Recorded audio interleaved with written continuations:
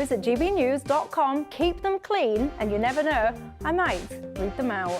With my panel here on Jubes & Co, we debate, we get stuck into the issues of the day on a show where all views are welcome, especially yours.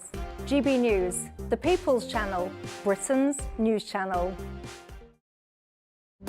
GB News is the home of free speech. We were created to champion it, and we deliver it day in, day out. Free speech allows us all to explore and debate openly the issues most important to us, our families, and of course, the British people. Having challenging conversations to enlighten each other. Which is why we hear all sides of the argument. We are the People's Channel. We will always stand by the freedom to express yourself. On TV, radio and online. This is GB News, Britain's news channel. Big news, big debates, big opinion. Patrick Christie's Tonight is the week's biggest show. Every weekday, 9 to 11 p.m, we've got the inside track on the day's top stories. There'll be sharp takes you won't get anywhere else. We will set the news agenda, not just follow it, and I want to bring you along for the ride. Whatever it is, we'll have our finger on the pulse. It's news, but it's this close to entertainment. Patrick Christie's Tonight, 9 to 11 p.m, only on GB News, the People's Channel, Britain's news channel.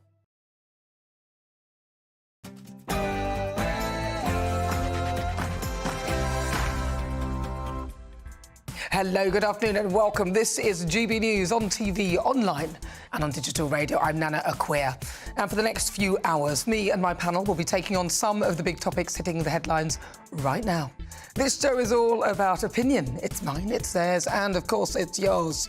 We'll be debating, discussing, and at times we will disagree, but no one will be cancelled. So joining me in the next hour, broadcaster and journalist Danny Kelly, and also broadcaster and author Christine Hamilton. In a few moments' time, we'll be going head-to-head in a clash with GB News' senior political commentator Nigel Nelson and also Reform UK Deputy Leader Ben Habib. Right, well, the other way around. But before we get started, let's get your latest news headlines.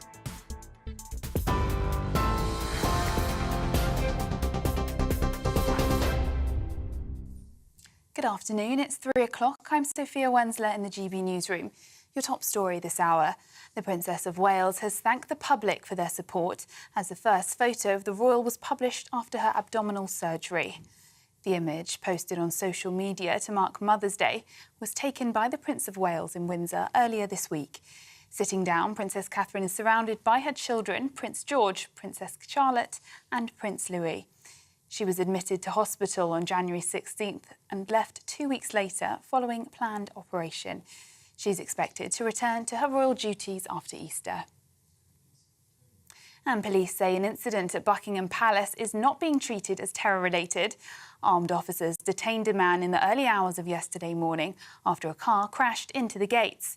He was arrested on suspicion of criminal damage and has since been sectioned under the Mental Health Act. Police say he's been released on bail and inquiries continue. In other royal news, Princess Diana's brother, Charles Spencer, says he was sexually abused from the age of 11 at boarding school. In an extract from his memoir published in the Mail on Sunday, Earl Spencer says he was targeted by a female member of staff at Maidwell Hall in Northamptonshire, leaving him with lifelong demons. In a statement, the school said it's difficult to read about practices which were sadly sometimes believed to be normal and acceptable at that time. Pro-Palestinian protesters are being warned they could be lending credence to extremists. The community secretary is urging people to question which groups are organising the marches. Michael Gove, who's due to publish a new official definition of extremism, told the Sunday Telegraph there's no excuse for ignorance and good-hearted demonstrators need to be aware they risk fuelling hate and intimidation. A US military ship carrying equipment to build a temporary pier off the coast of Gaza is on its way to the Middle East. US Central Command confirmed the vessel, General Frank S. Besson, set sail from Virginia. It's after President Biden confirmed the US would build a floating harbour to help get more aid to Gaza by sea, saying deliveries by land and air were proving difficult and dangerous. The UN has warned that famine in the Strip is almost inevitable and children there are starving to death. A number of bodies have been removed from a funeral director in Yorkshire as part of a police investigation. Cordons remain in place at 3 branches of legacy independent funeral directors. It's after Humberside Police received reports of concern for care of the deceased. The bodies have been taken to the local authority mortuary in Hull while they try to establish whether any criminal offences have been committed. Police have set up a direct line for anyone who might be affected. And a group of mothers are staging a hunger strike outside Parliament. The 5-day protest aims to draw attention to parents who can't afford to eat and are skipping meals to feed their children. Their list of demands include enforcing free school meals and universal credit to guarantee life's essentials. MPs are due to address the issue on Tuesday. And cars that don't comply with London's ULEZ rules can now be donated to Ukraine under the scrappage scheme. Mayor Sadiq Khan says from next week, drivers who give up their vehicles will be able to apply for grants of up to £2,000. Kyiv's Mayor Vitaly Klitschko reportedly suggested the idea of exporting the cars in a letter to his counterpart. A charity will facilitate the move. The donated vehicles will be used to support humanitarian and medical needs there. And for the latest stories, sign up to GB News Alerts by scanning the QR code on your screen or go to gbnews.com/alerts. Now, let's return to Nana.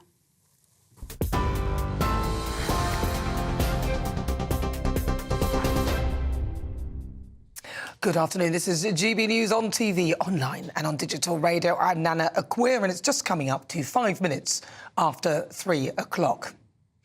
Two-tier policing... Excuse me. Two-tier policing is empowering Islamists. Michael Gove has pointed out something that has been clear to me and many Jewish people from the beginning of the pro-Palestinian protests. Some of these marches have been organised by extremists. So, don't march alongside extremists. Most reasonable people, irrespective of the faith they have or they follow, do not wish to see mass death and war. But the same cannot be said about the terrorist organisation Hamas, who are clearly extremists and have gone out of their way to let us know that they will attempt to repeat October the 7th. They have yet to release the remaining hostages, continuing to fire missiles at Israel, who wisely invested in protecting its people with an iron dome rather than a string of tunnels designed to store missiles. So when an individual joins a so-called peaceful pro-Palestine protest and points out that Hamas are terrorists, which we all know to be true, there really shouldn't be a problem. But look what happened. The police pulled this protester who said about the terrorists, that they're terrorists, pulled him to the ground. The banner was ripped from his hand and he was on the floor. Why arrest someone who is peacefully pointing out the obvious? Hamas is terrorists. The police said, we have arrested after an altercation was ongoing and officers intervened to prevent a breach of the peace. He was arrested for assault. But that feels a bit flaky to me. See for yourself what happened.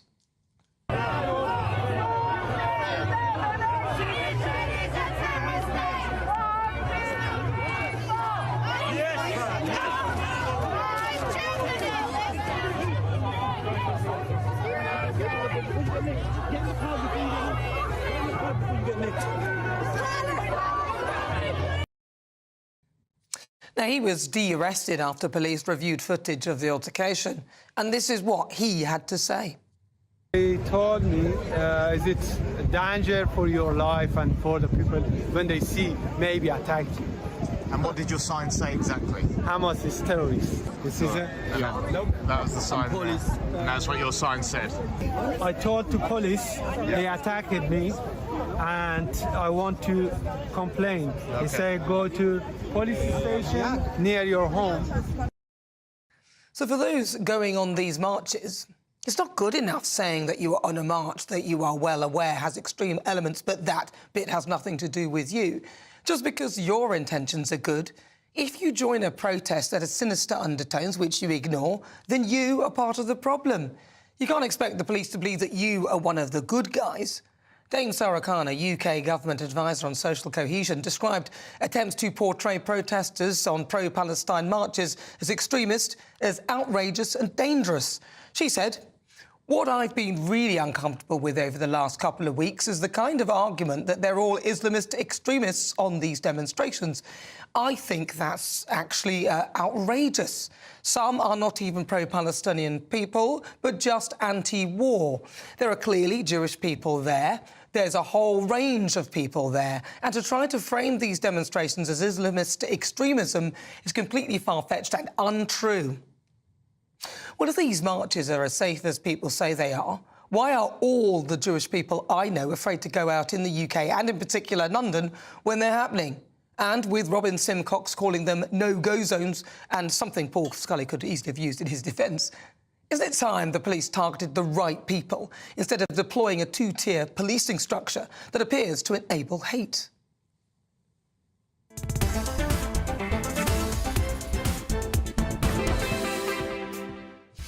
See, I always like to have a bit of a rant. Right, but before we get stuck into the debates over the next hour, let me introduce you to my panel who are in the clash. GB News senior political commentator Nigel Nelson and also Reform UK Deputy Ben Habib. Right, here's what else is coming up. Were the police right to arrest a protester after a man who held a Hamas our terrorist or his terrorist sign was arrested after a scuffle? Were the police right to crack down on him? Do we need to be more stringent? And then we'll be discussing whether we need to be more stringent in our support for Israel. Tory MPs are cracking down on Lord Cameron's alleged pro-Palestine stance. Does the UK need to step up with its support for Israel? And then, do we need to put the brakes on net zero? As the chief executive of the Climate Change Committee urged his staff to kill a negative story, do we need to be more sceptical about these climate targets? And should the Tory party bring back Boris? Many say that he's the only man who can stop Starmerism, but could him and Rishi ever work together again? And we'll bring you the latest royal news as the Princess of Wales is seen in a new photo with all her children and a car crashes into Buckingham Palace. We'll be analysing all the latest royal updates. That's coming up in this hour. Tell me what you think, as ever, on everything we're discussing. Email gbviews@gbnews.com or tweet me at gbnews.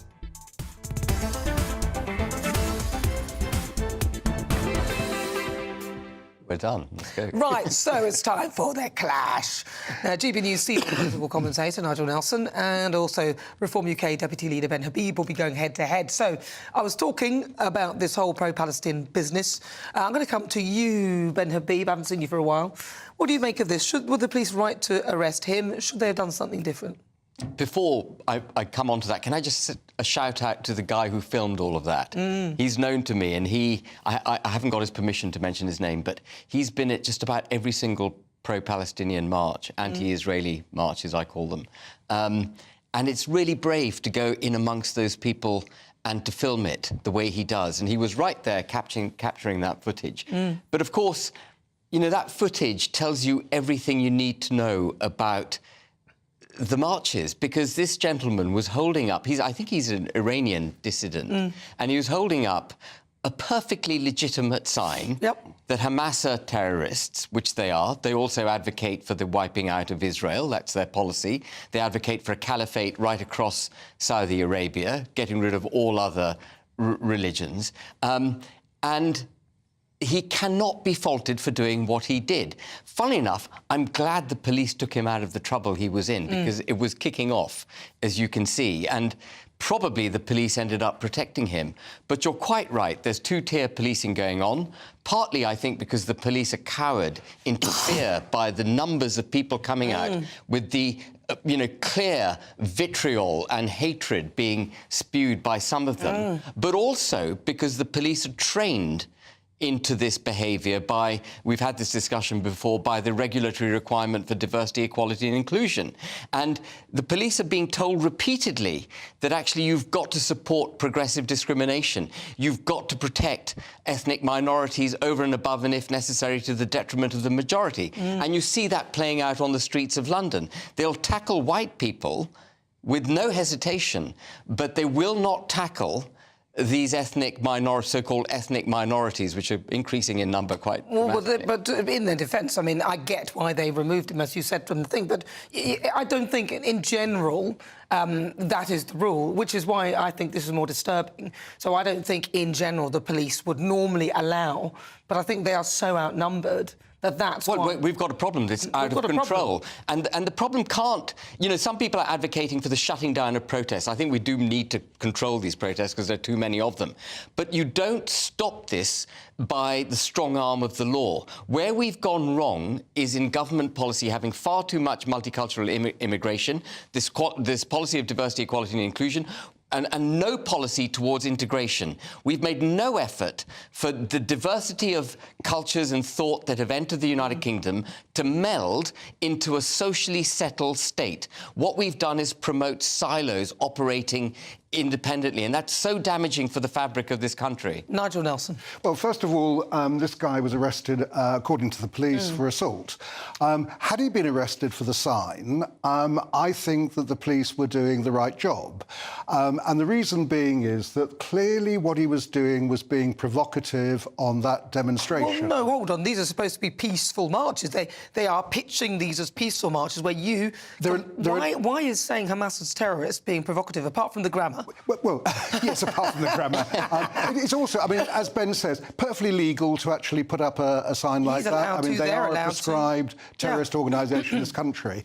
It's provocative because there are a lot of people where emotions are running high, and the last thing the police want is for the whole thing to kick off and get out of hand. So this was a kind of practical policing. It's rather like the contentious from the river to the sea. It depends on the context and interpretation whether that is an anti-Semitic Well, give me an trope. example when it isn't, because that's what I'm curious about. Well, it isn't. Probably on a march. I mean, so you think on a march, people chanting from the river to the sea in a march where they've literally... I'm watching the footage now of this guy having the banner ripped from him, not by the police, but by the protesters. So it's not really him aggravating. He's going in and it's a peaceful supposed march. Right. You're saying that from the river to the sea would be a peaceful thing to be protesting on this march? What I'm saying is that something like that, yes, it can be anti-Semitic. It is not necessarily so. So, for instance, if you were chanting it outside a Jewish school or a synagogue, that would be an anti-Semitic act, and the police would act. If you're doing it on a march, then it's not, which is why the police don't act on something like that. No, you're wrong there, Nigel. It is being seen as anti-Semitic. It's been seen as, but... It is anti-Semitic. But the question Jewish is... people won't go in. When you look at the words, if you look at the words, there's nothing directly anti-Semitic about them. But the words... But it's the meaning in the words, Well, what do you take it to mean? Well, but that's not the question. Of Israel. Well, some people take it as that, but what if you took it a different way? When I've talked to Palestinian politicians on the West Bank, they would argue that it's not about... They recognised the State of Israel back in 1988.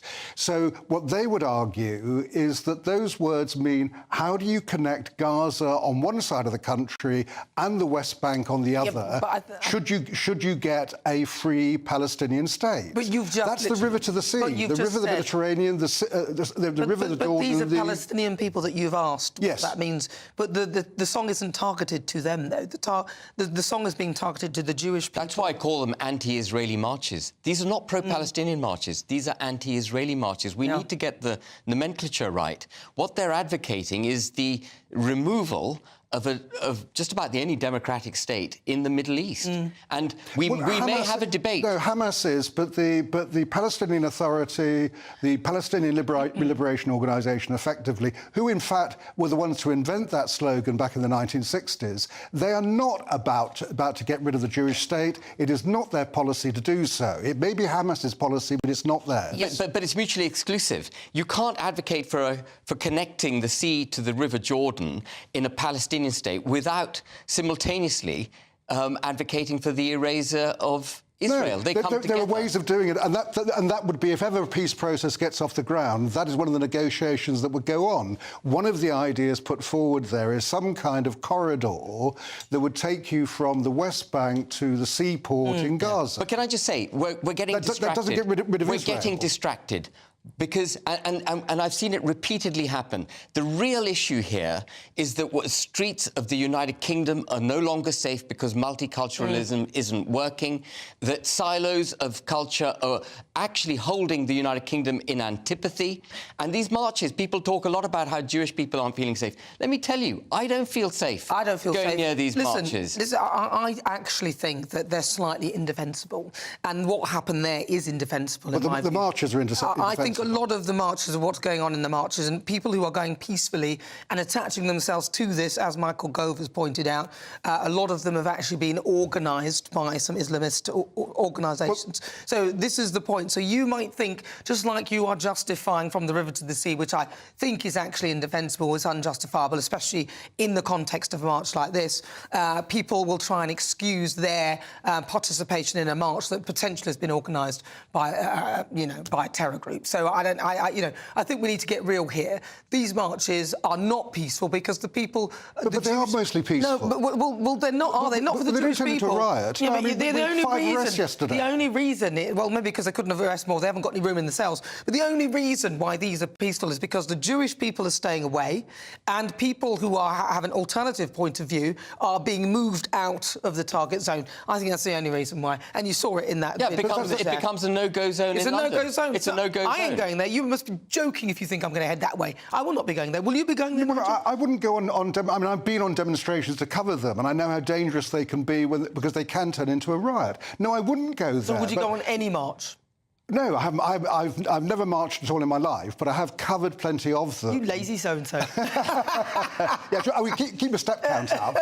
Would do, yes. But I have covered many of them as a journalist, and what I do know about them is that they are tinderboxes. They can explode at a moment's notice, a bit like a pub brawl. Exactly, and it doesn't help when you've got people chanting from the river to the sea and people who are calling Hamas terrorists, which they are, being attacked by the crowd, which is what I saw when I looked at that. But what did you see? GBviews at gbnews.com or tweet me at GBnews. But now it's your chance to enter the latest Great British giveaway and win £12,345, 1, 2, 3, 4, 5.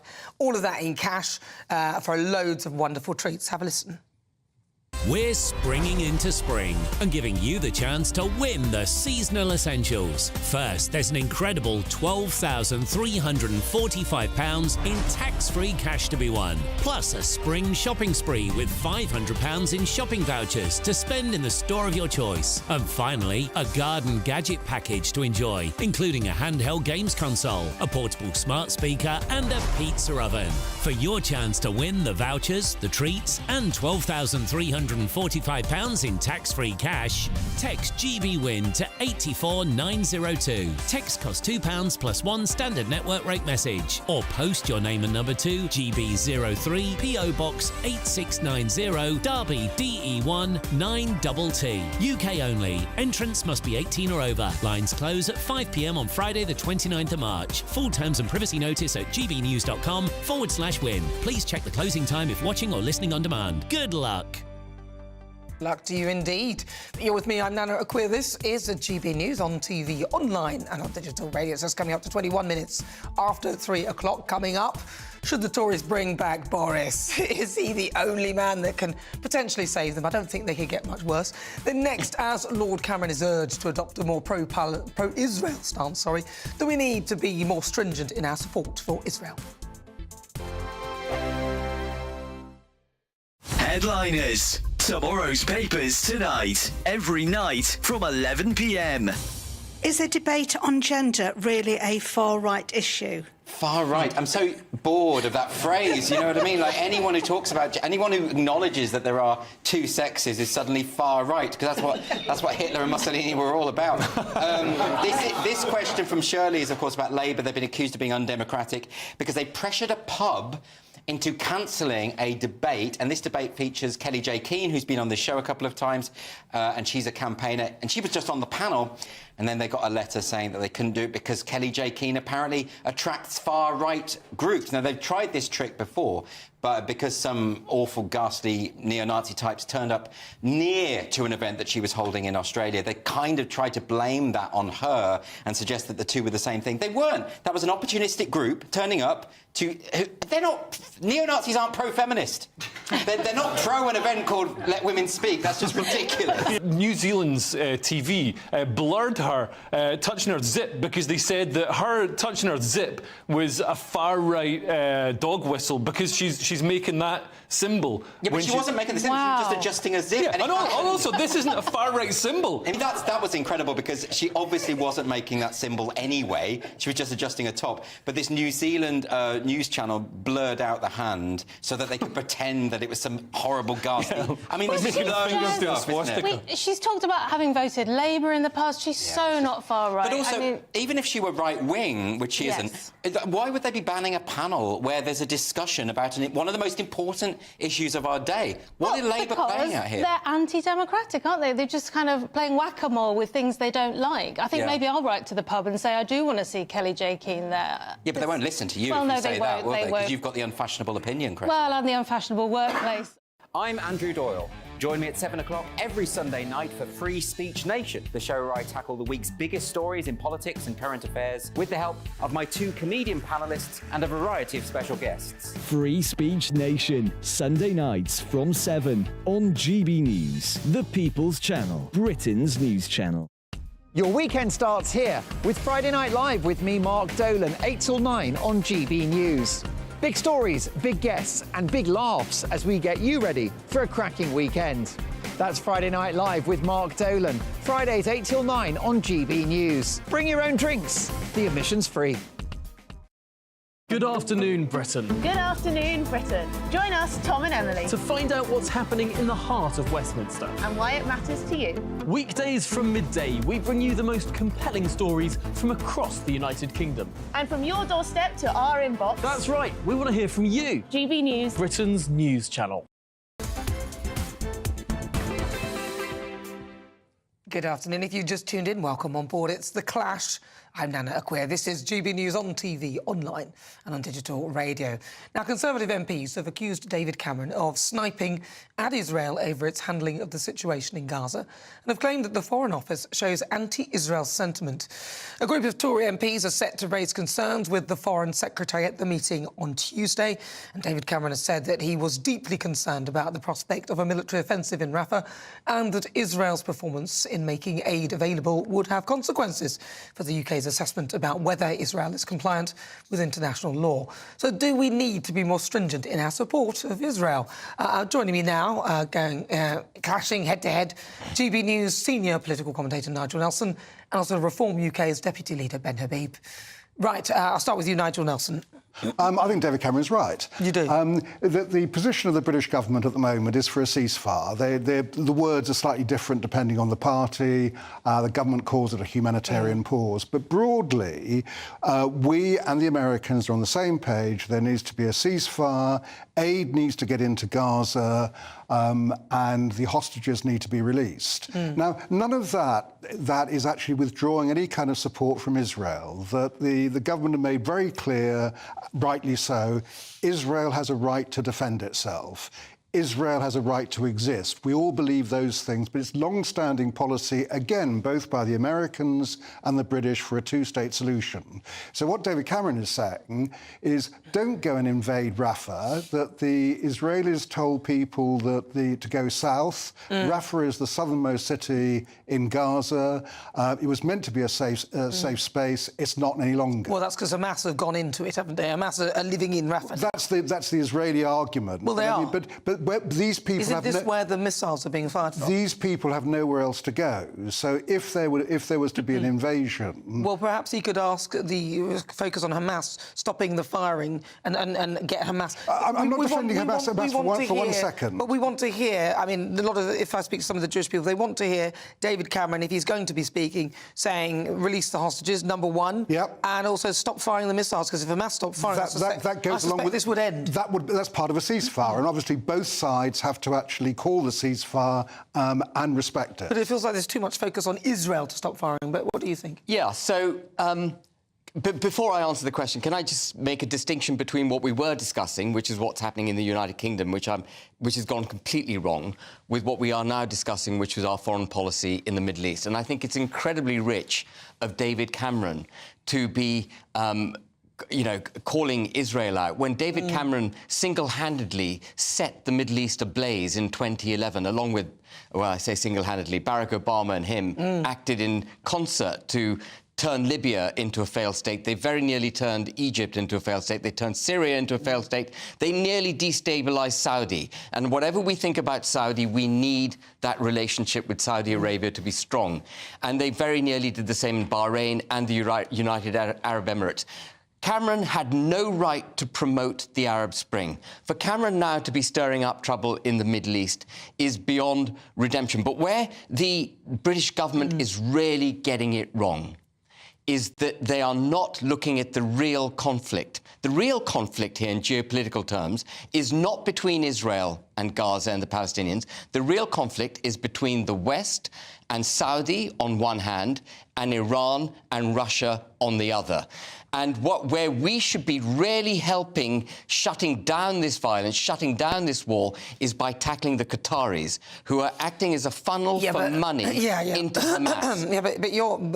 I'm broadening it. But if we really want to stop this war and we want Hamas brought to its knees, you've got to stop the flow of money and you've got to stop the flow of arms. But David Cameron really is powerless to do that.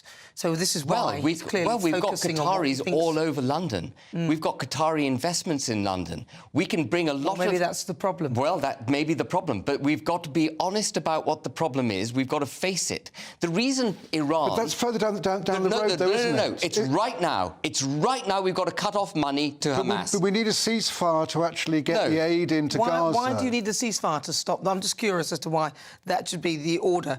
If you can get in there and if you really are serious about it and you can restrict something, then why do you need to force them to ceasefire? The only people that will stop firing are the Israelis. Because you can't get the aid in otherwise. At the moment, the Americans... Yeah, but that's because Hamas won't stop firing the rockets. Nigel, stop firing the rockets, isn't it? We're talking about the war. We're talking about bringing Hamas to its knees and how do you stop the war. The only way the Israelis are going to back off is if Hamas is neutered. The only way to neuter Hamas in any form of sort of humanitarian way is to stop its flow of arms, stop its flow of money. And that is via Qatar, and that is from Iran. And I wrote an article at the beginning of this war saying that we've got to recognise the true causes of what's going on. I take your point about Qatar and Iran, but just taking Iran, what do you expect us to actually do about that now? Well, we've got sanctions against Iran, but humanitarian disaster is happening now in Gaza. We've got to have sanctions against Qatar. We've got to up our game. I'm thinking about Iran. Iran is obviously a bigger player in the region. No, but the money's going through Qatar. Yes, but Iran is behind the whole thing. What are you suggesting we do about Iran? Well, we've already got sanctions against Iran. Yes, we have. Yeah. And we've got to take to task the Houthis and all the other mechanisms by which Iran brings instability to the Middle East. And a key component of that is tackling Qatar. And unless the British government wakes up... I've got your point about getting the middleman. What I'm asking you is, how do you think we can tackle Iran in the short term? The short term being to try and stop the disaster that's unfolding in Gaza. Yeah. Well, that's you cut off the flow of money through Qatar. The money's coming through Qatar. That's where it's coming from. That's how Hamas are getting their money. Obviously, clearly, if you stop the flow of cash that is supplying these people for firing these rockets, then once the rockets stop firing from Hamas, and I think that is the end. The war is over. The war's over. So I don't quite understand why everyone's sort of saying, Israel, put down your arms. Yes, Israel would love to put their arms down. But it is both of them. And we're not talking about a single-handed. No, but I'm saying one is willing to stop and the other is not. Well, hang on, who's willing to stop? Well, I think the Israelis are willing to stop. Well, there's no sign of that. They keep pulling out of the negotiations. Well, that's probably because there's probably ridiculous. Where are the hostages? They're asking for the hostages, aren't they? Well, they are. That's why they're pulling out of the negotiations. But at the moment, the feel you get from Tel Aviv is that they want to win the war, which is fair enough. They want to destroy Hamas, fair enough. We're all on side for that. And as a result of that, they're reluctant to let up while they're doing that. In the meantime, women and children are being killed. I think you're slightly misrepresenting it. The women and children are being killed, and it's a war, and it's awful, but they both need to stop firing the rockets. But the people that won't stop appear to be, in my view, Hamas. That's all I see. And I think Israel's not boxing clever. But Israel needs to redefine what its war aim is, and it needs to draw America and the UK into cutting Hamas off at the knees. Well, that would be great if we could all cut Hamas off at the knees. This would be over, wouldn't it? So I think the point here is that David Cameron appears to be focusing heavily on Israel instead of actually... I think he could go a bit deeper and deal with the conflict differently. But this is GB News on TV, online and on digital radio. Would bringing Boris back save the Tories? Here's your latest news headlines.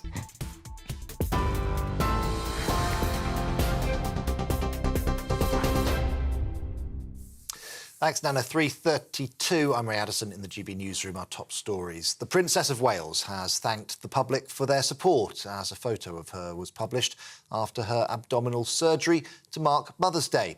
Sitting down, Princess Catherine is surrounded by her children, Prince George, Princess Charlotte and Prince Louis. She was admitted to hospital on January 16 and left 2 weeks later after a planned operation. She's expected to return to her royal duties after Easter. Police say an incident at Buckingham Palace is not being treated as terror-related. Armed officers detained a man in the early hours of yesterday morning after a car crashed into the gates. He was arrested on suspicion of criminal damage and has since been released on bail and then sectioned under the Mental Health Act. Pro-Palestinian protesters are being warned they could be lending credence to extremists. The community's secretary is urging people to question which groups are organising the marches. Michael Gove, who's due to publish a new official definition of extremism, told the Sunday Telegraph there's no excuse for ignorance and good-hearted demonstrators need to be aware that they risk fuelling hate and intimidation. And a number of bodies have been removed from a funeral director in Yorkshire as part of a police investigation. Cordons remain in place at 3 branches of Legacy Independent Funeral Directors after Humberside Police received reports of concern for care of the deceased. The bodies have been taken to the local authority mortuary in Hull while they try to establish whether any criminal offences have been committed.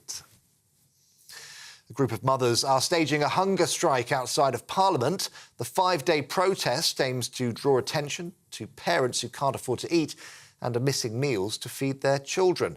Their list of demands include enforcing free school meals and universal credit to guarantee life's essentials. For the latest stories, sign up to GB News alerts by scanning the QR code on your screen, or if you're so inclined, go to gbnews.com/alerts. Back to Nana in just a mo.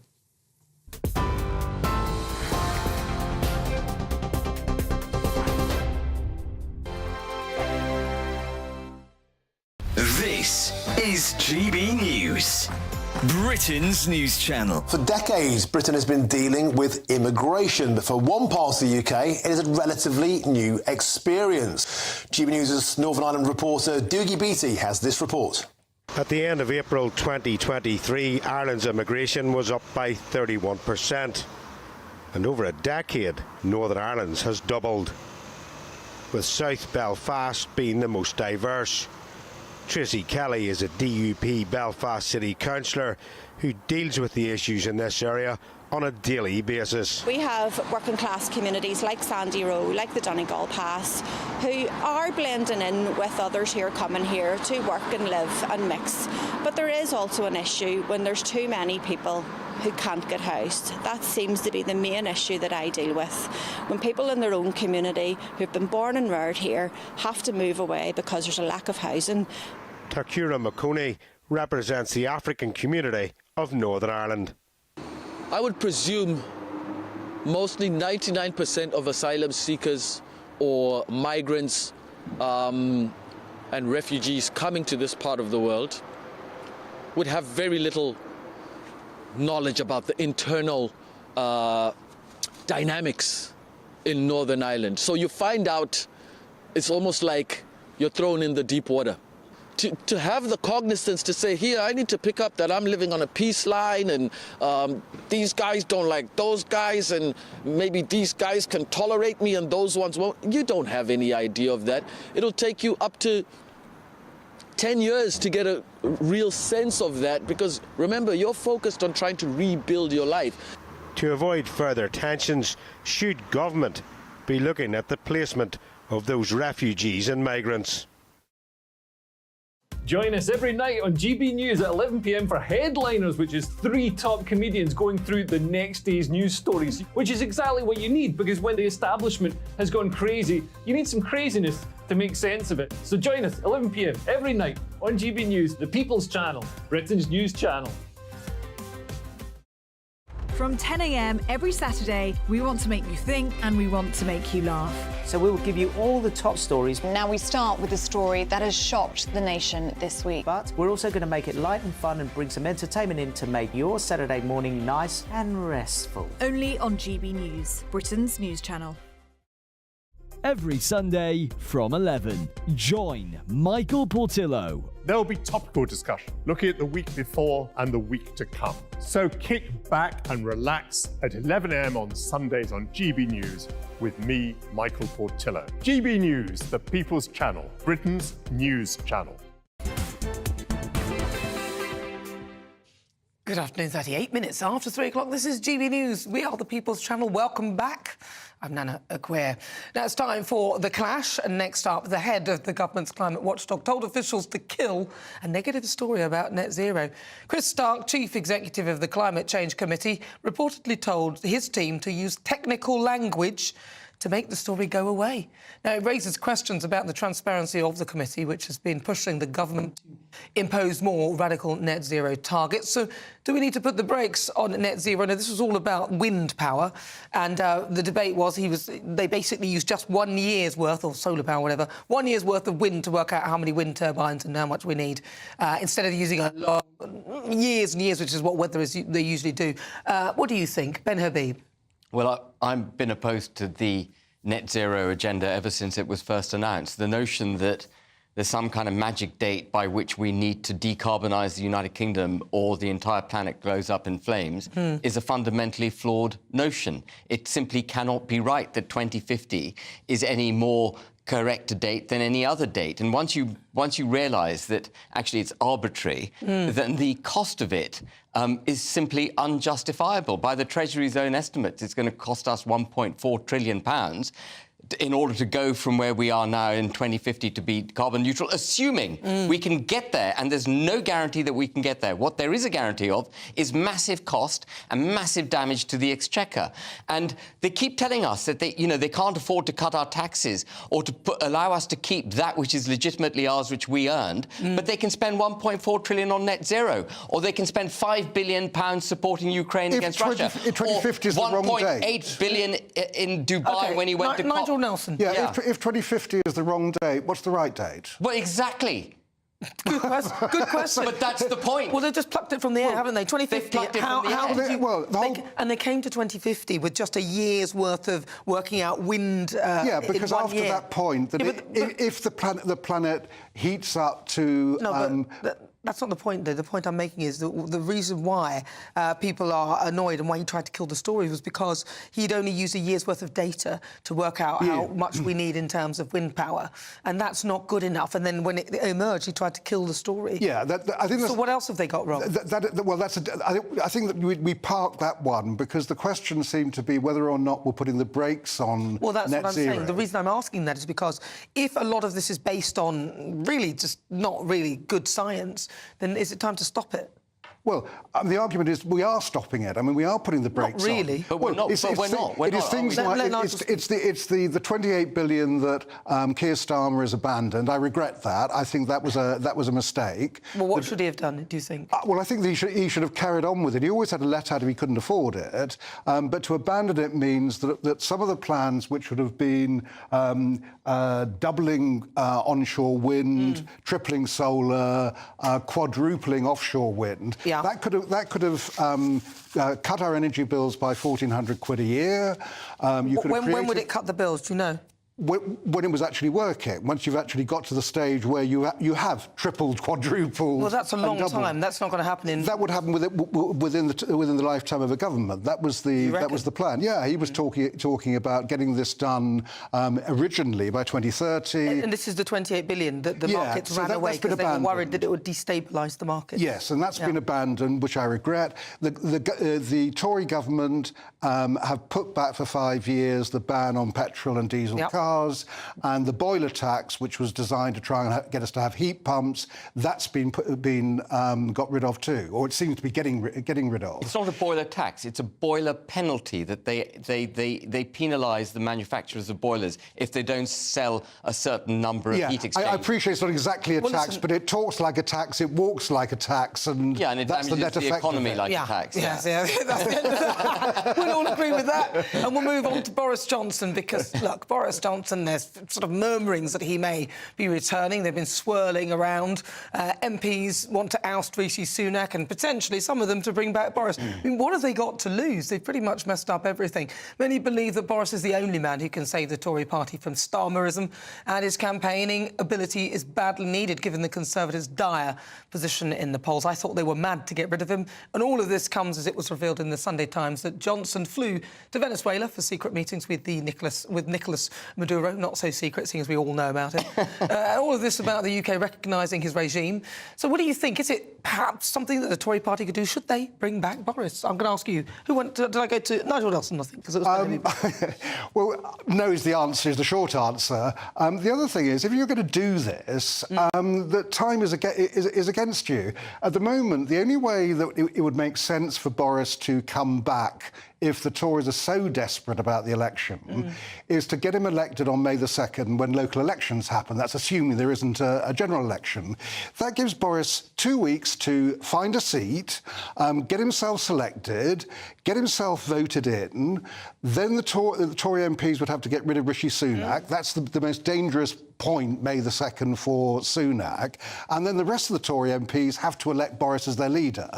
It sounds to me like fantasy politics. I think it's so crazy it might just work. Can it be? I think this is going to be one of those rare occasions where I agree with Nigel. I think the timing just doesn't work. The notion doesn't work either, because everyone in the Tory parliamentary party has done something or the other to Boris and vice versa. So, you know, one of the problems about being in office for so long is lots of enmity builds up between different people based on who got what position, when, by whom, and who was fired.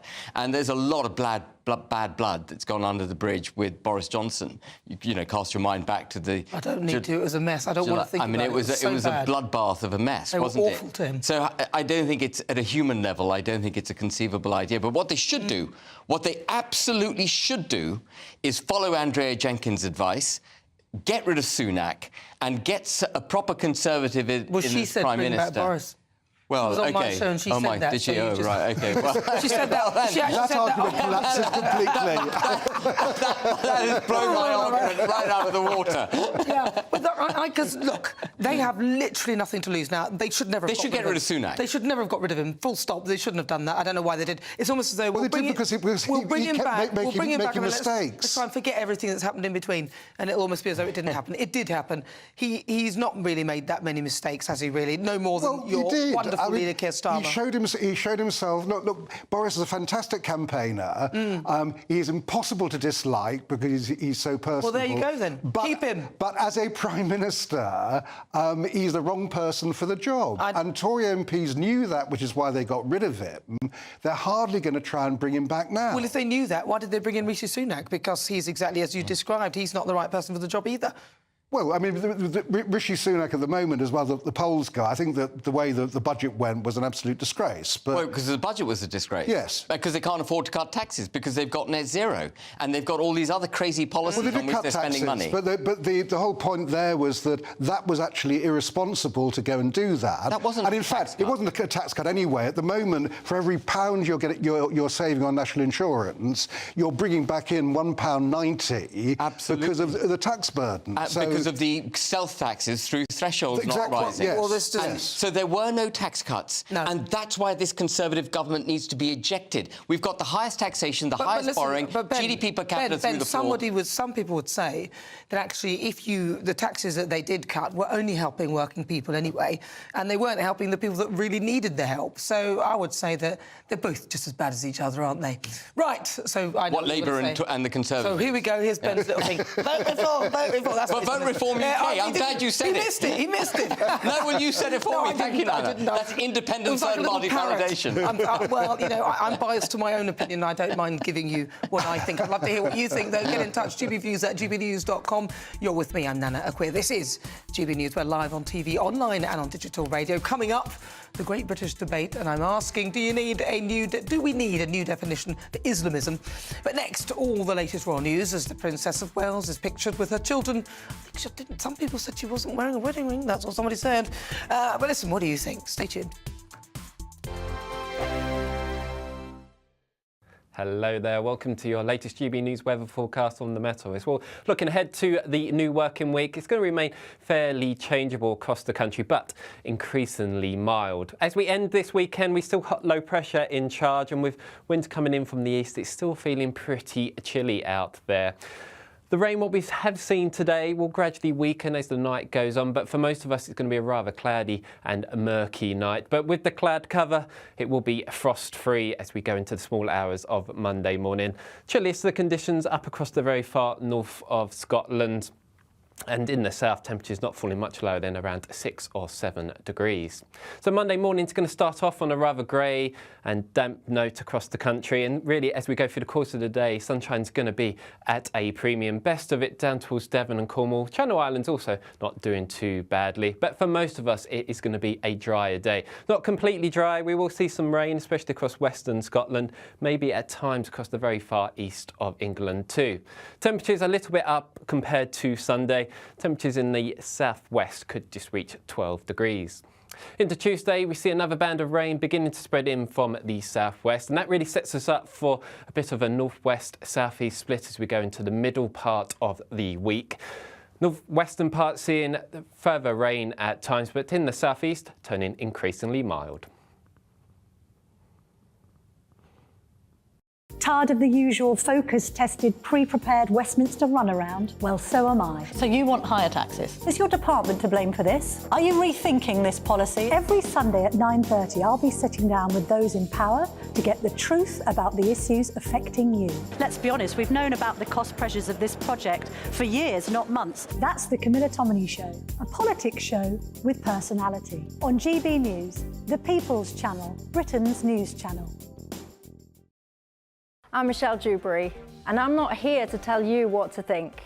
I'd much rather hear what you have to say. So, send in your opinions to gbviews@gbnews.com. Keep them clean, and you never know, I might read them out. With my panel here on Jubes & Co, we debate, we get stuck into the issues of the day on a show where all views are welcome, especially yours. GB News, the People's Channel, Britain's news channel. 2024, a battleground year. The year the nation decides. As the parties gear up their campaigns for the next general election. Who will be left standing when the British people make one of the biggest decisions of their lives? Who will rise? And who will fall? Let's find out together. For every moment, the highs, the lows, the twists and turns. We'll be with you for every step of this journey. In 2024, GB News is Britain's election channel. Good afternoon, this is The Clash. I'm Nana Akua. You're watching and listening to GB News. Now, the Princess of Wales has thanked the public for their support as the first photo of her was published after her surgery. Sitting down, Princess Catherine is surrounded by her 3 children, Prince George, Princess Charlotte and Prince Louis. Joining me now, royal correspondent Michael Cole. Michael, lovely to talk to you. The Princess of Wales, finally we get to see her. Yeah, good afternoon, Nana. A lovely, charming picture. The princess looks very well, fuller in the face than when last we saw her, with, as you say, Prince George, aged 10, Princess Charlotte, 8, Prince Louis, 5, and the photograph shot by Prince William, aged 41, in what looks to be the back garden at Adelaide Cottage, their far from grand house in the middle of Windsor Great Park. And this photograph, besides showing a happy family on Mother's Day, silences all those awful trolls who've been spreading false rumours, vile rumours, hurtful rumours, and absurd rumours about the state of health of the princess. On this channel, with you and with others, I've said that Kensington Palace ought to give some sort of indication of what was going on to fill the vacuum, the news vacuum, which was filling up with rubbish. And this does it without the need of a press release or a health bulletin. It should be noticed, though, that she is sitting down. And of course, she was sitting down when she was pictured by a paparazzi sitting in the front passenger seat of Prince William's 4x4 being driven back from the school run by her mother, Carol Middleton. So maybe she's not completely ambulatory yet, but she looks in good health. And of course, with all the viewers watching, we wish her the very best of health and a full recovery from whatever it is that she's suffering from as soon as possible. Now, Michael, what happened today as well? Because there was a bit of something happened outside the palace. What went on? Well, I think we have to leave this to the police. Apparently, a vehicle has collided with the front gates. I'm not sure which front gates of Buckingham Palace, whether it's the main gates or the Privy Purse gates. And the person was arrested very soon thereafter. I think Scotland Yard has said there's no terrorist connection. There we see the scaffolding and boards that have been put up. That's the main entrance that people who are going to see the monarch enter by. I must just say, Nana, when I was young, until actually into the early 60s, the guardsmen used to parade outside the railings, outside here. The sentry boxes were outside the railings, not inside the courtyard as you see them then. So they would have been on hand should that have happened. And they took them inside the courtyard because tourists were always standing deliberately in the way of the guardsmen as they walked, as they marched up and down. So obviously something has happened. But the Buckingham Palace withstood the bombs from the Luftwaffe during the Second World War, so I'm quite sure it will withstand this. Well, listen, Michael, thank you so much for that update. That is royal correspondent Michael Cole. Thank you so much. Love that background. It looks like so nice where he is. Well, if you just tuned in, welcome. I'm joined now by GB News senior political commentator Nigel Nelson and, of course, Reform UK Deputy Leader Ben Habib. This is The Clash. Ben Habib, your thoughts on this? You've got about 20 seconds. On the attack on Buckingham Palace? Whatever, on any of it. Yeah, well, I'm delighted to see that the princess is well, and apparently well.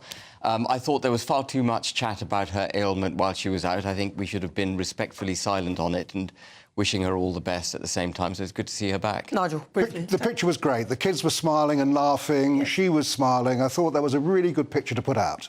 Well, that's lovely. Well, what do you think? GBviews at gbnews.com. Tweet us at GBnews. This is GB News. Still to come, my monologue on the BBC. I know, I really should stop. I shouldn't.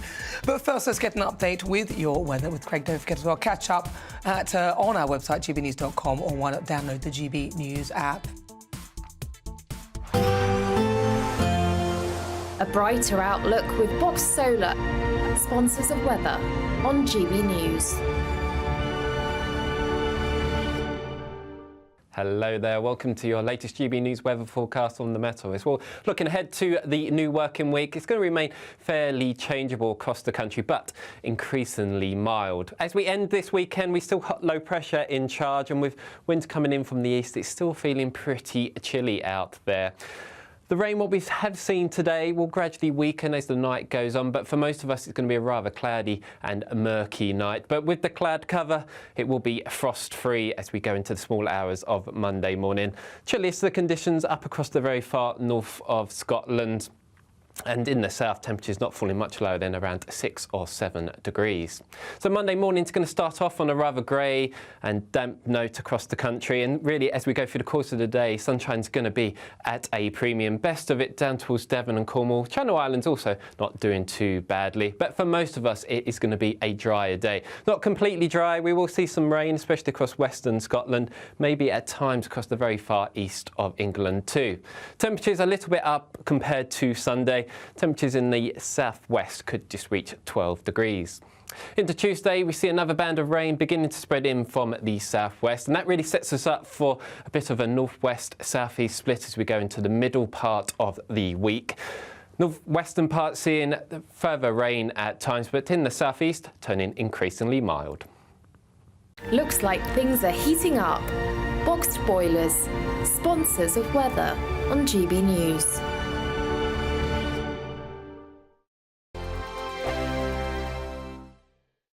We have a ton of top prizes to be won in our spring giveaway. There's a massive £12,345 in tax-free cash to spend however you like, along with £500 in shopping vouchers for your favourite store, a games console, a pizza oven and a portable Sonos smart speaker. And the best news? You could be our next big winner, just like Phil. Whoever wins it next is going to be as happy as I was, and they're going to get even more money this time round, so why wouldn't you go in the draw? For your chance to win the vouchers, the treats and £12,345 in tax-free cash, text prize to 84902. Text costs £2 plus one standard network rate message. Or post your name and number to GB03 PO Box 8690 Derby DE1 9TT.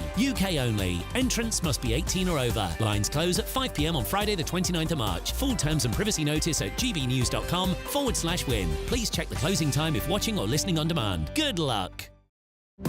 GB News is the home of free speech. We were created to champion it, and we deliver it day in, day out. Free speech allows us all to explore and debate openly the issues most important to us, our families, and of course, the British people. Having challenging conversations to enlighten each other. Which is why we hear all sides of the argument. We are the People's Channel. We will always stand by the freedom to express yourself. On TV, radio and online. This is GB News, Britain's news channel. Big news, big debates, big opinion. Patrick Christie's Tonight is the week's biggest show. Every weekday, 9 to 11 p.m, we've got the inside track on the day's top stories. There'll be sharp takes you won't get anywhere else. We will set the news agenda, not just follow it, and I want to bring you along for the ride. Whatever it is, we'll have our finger on the pulse. It's news, but it's this close to entertainment. Patrick Christie's Tonight, 9 to 11 p.m, only on GB News, the People's Channel, Britain's news channel. I'm Christopher Hope. And I'm Gloria Di Piero, bringing you PMQ's Live here on GB News. Every Wednesday, we'll bring you live coverage of Prime Minister's questions when Rishi Sunak and Sir Keir Starmer go head-to-head in the House of Commons. We'll be asking our viewers and listeners to submit the questions that they would like to put to the Prime Minister, and we'll put that to our panel of top politicians in our Westminster studio. That's PMQ's Live here on GB News, Britain's election channel. 2024, a battleground year. The year the nation decides. As the parties gear up their campaigns for the next general election. Who will be left standing when the British people make one of the biggest decisions of their lives? Who will rise? And who will fall? Let's find out together. For every moment, the highs, the lows, the twists and turns. We'll be with you for every step of this journey. In 2024, GB News is Britain's election channel.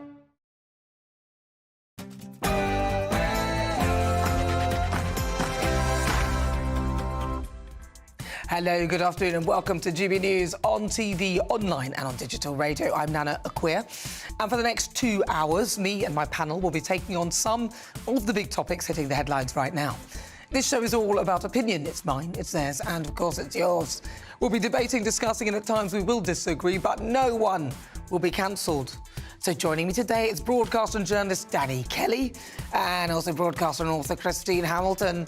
Before we get started, let's get your latest news headlines.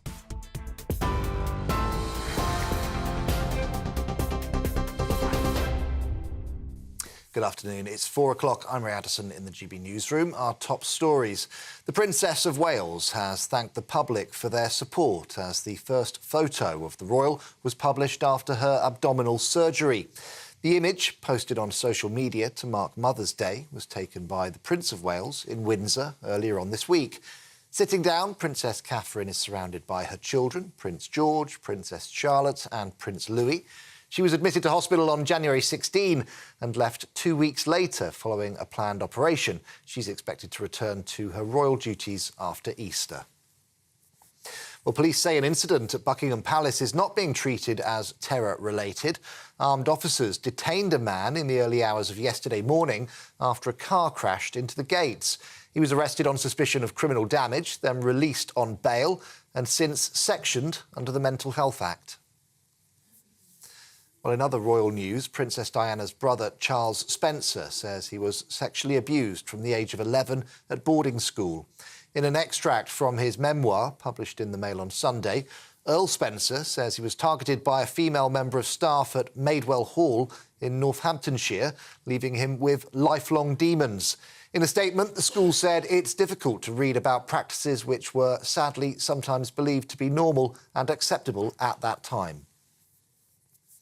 Pro-Palestinian protesters are being warned that they could be lending credence to extremists. The Community Secretary is urging people to question which groups are organising the marches.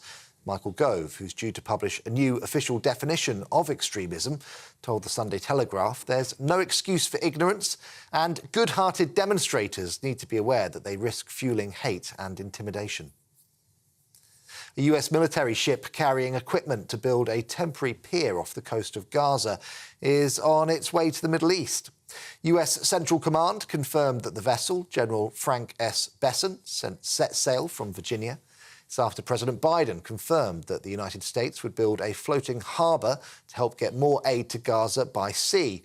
The UN has warned that famine in the Strip is almost inevitable and children are starving to death. A number of bodies have been removed from a funeral director in Yorkshire as part of a police investigation. Cordons remain in place at 3 branches of legacy independent funeral directors after Humberside Police received reports of concern for care of the deceased. The bodies have been taken to the local authority mortuary in Hull while they try to establish whether any criminal offences have been committed. Police have set up a direct line for anyone who may be affected. A group of mothers are staging a hunger strike outside of Parliament. The 5-day protest aims to draw attention to parents who can't afford to eat and are skipping meals to feed their kids. Their list of demands includes enforcing free school meals and universal credit to guarantee life's essentials. MPs are due to address the issue on Tuesday. And cars that don't comply with London's ULEZ rules can now be donated to Ukraine under the scrappage scheme. Mayor Sadiq Khan says from next week, drivers who give up their vehicles will be able to apply for grants of up to £2,000. Kyiv's mayor, Vitaly Klitschko, reportedly suggested the idea of exporting the cars in a letter to his counterpart. A charity will facilitate the move. The donated vehicles will be used to support humanitarian and medical needs. For the latest stories, sign up to GB News Alerts by scanning the QR code on your screen or go to gbnews.com/alerts. Now, straight back to Nana.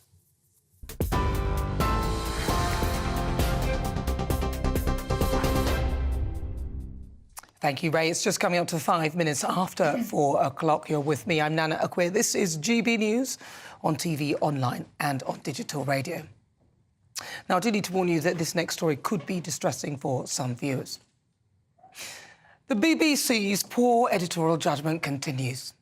Look, I don't like carrying on about them because I think that there is a place for them and I have benefited from some of their excellent training, as has Danny. But in 2016, the BBC put together a documentary called To Hell and Back. It was about a Syrian family, the Bedreddens, who were given refuge status in the UK. It tugged at the heartstrings in all the right places and had the usual BBC victimhood spin as it followed their 11-month journey from Syria to Newcastle, my place of birth. I'm a Geordie, and proud. And this was all part of a refugee settlement programme. During the filming time, which should have rung alarm bells, the BBC became aware of criminal proceedings against the son, Omar, who was 18 at the time. He was accused of sexual assault of a minor, a 14-year-old girl in Newcastle. Now, anyone filming this should immediately be thinking, perhaps there's time to abandon the project. But not the BBC. Katie Razzle was the ex-Newsnight journalist who interviewed the family after the trial where Omar told her, I felt she, the accuser, didn't want foreigners in the country, and that is why she made the whole thing up. Now, Katie did not challenge it and added that believes Omar was at the heart of the case against him. She even claimed that the Syrian men appeared to be less sexually experienced than the girls they were supposed to have attacked. Where were Ofcom? Oh, yeah, I forgot it's down to the BBC to refer themselves. In the documentary, they couldn't wait to show the far right, and Newcastle, in my view, came off very badly.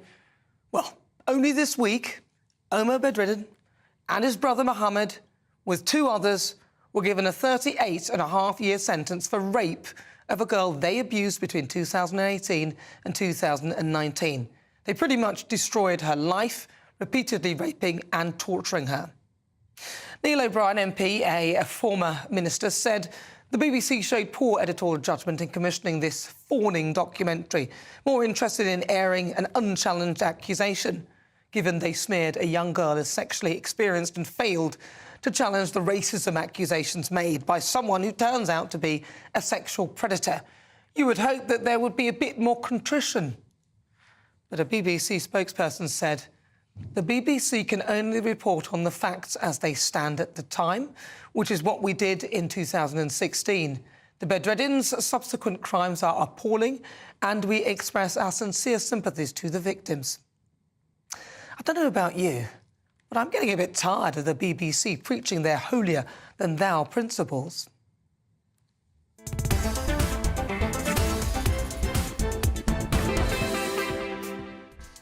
Before we get stuck into the debate, here's what else is coming up today. For the Great British Debate this hour, I'm asking, do we need a new definition of extremism? As the Levelling Up Minister Michael Gove is tasked with finding a new definition for extremism, does he also need to look at finding a new term for Islamism? Then at 4:50, it's Worldview. I'll cross live to Los Angeles to speak to Paul Dudridge, host of the Politics People podcast. And there's loads going on. We're going to get the latest from the US presidential election as we get closer and closer to the rematch between Joe Biden and Donald Trump. Then at 5, it's this week's Outside. Now, my Outside mystery guest is a Norwegian model and influencer who holds the title for being her home country's youngest ever elected politician. With more than 25 inches of long blonde hair, the 31-year-old is about to put her knowledge to the test by launching her own hair care product. All will be revealed in an hour. Who do you think she is? And as ever, you can get in touch. Email me, gbviews@gbnews.com, or tweet me at gbnews.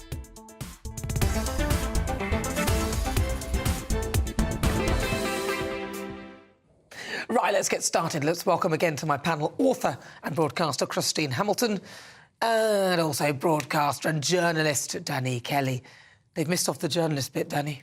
Still a journalist? I know you are, but they've missed it off on the... Well, maybe that's their reaction to doing this for 2 years. They've dropped the journalist. They see me on the telly, they've dropped it. Well, I've got to start with you, Danny, having previously worked at the BBC. Yeah. I've read this article. I've seen snippets of the documentary. And the fact is that this is a 14-year-old girl.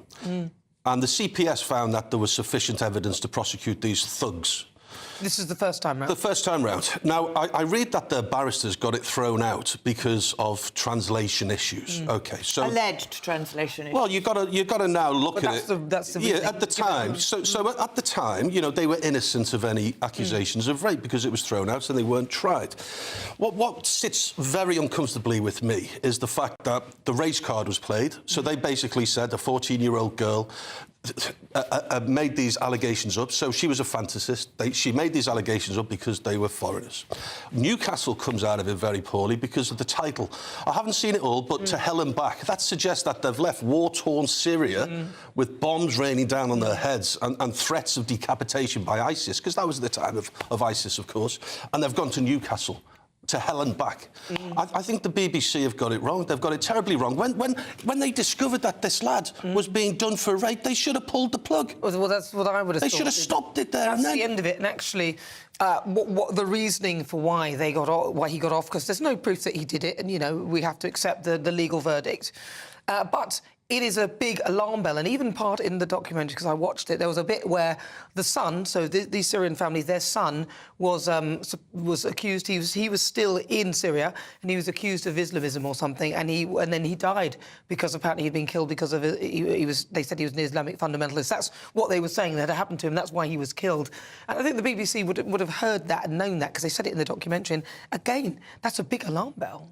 Well, the BBC must have thought it was Christmas when this guy was was acquitted of these charges, or they decided not to proceed, they must have just thought this is the icing on this amazingly wonderful case of this story. First of all, we have the alleged racism of this girl, etc., and they weren't welcome in this country. I mean, it was a story tailor-made for the BBC.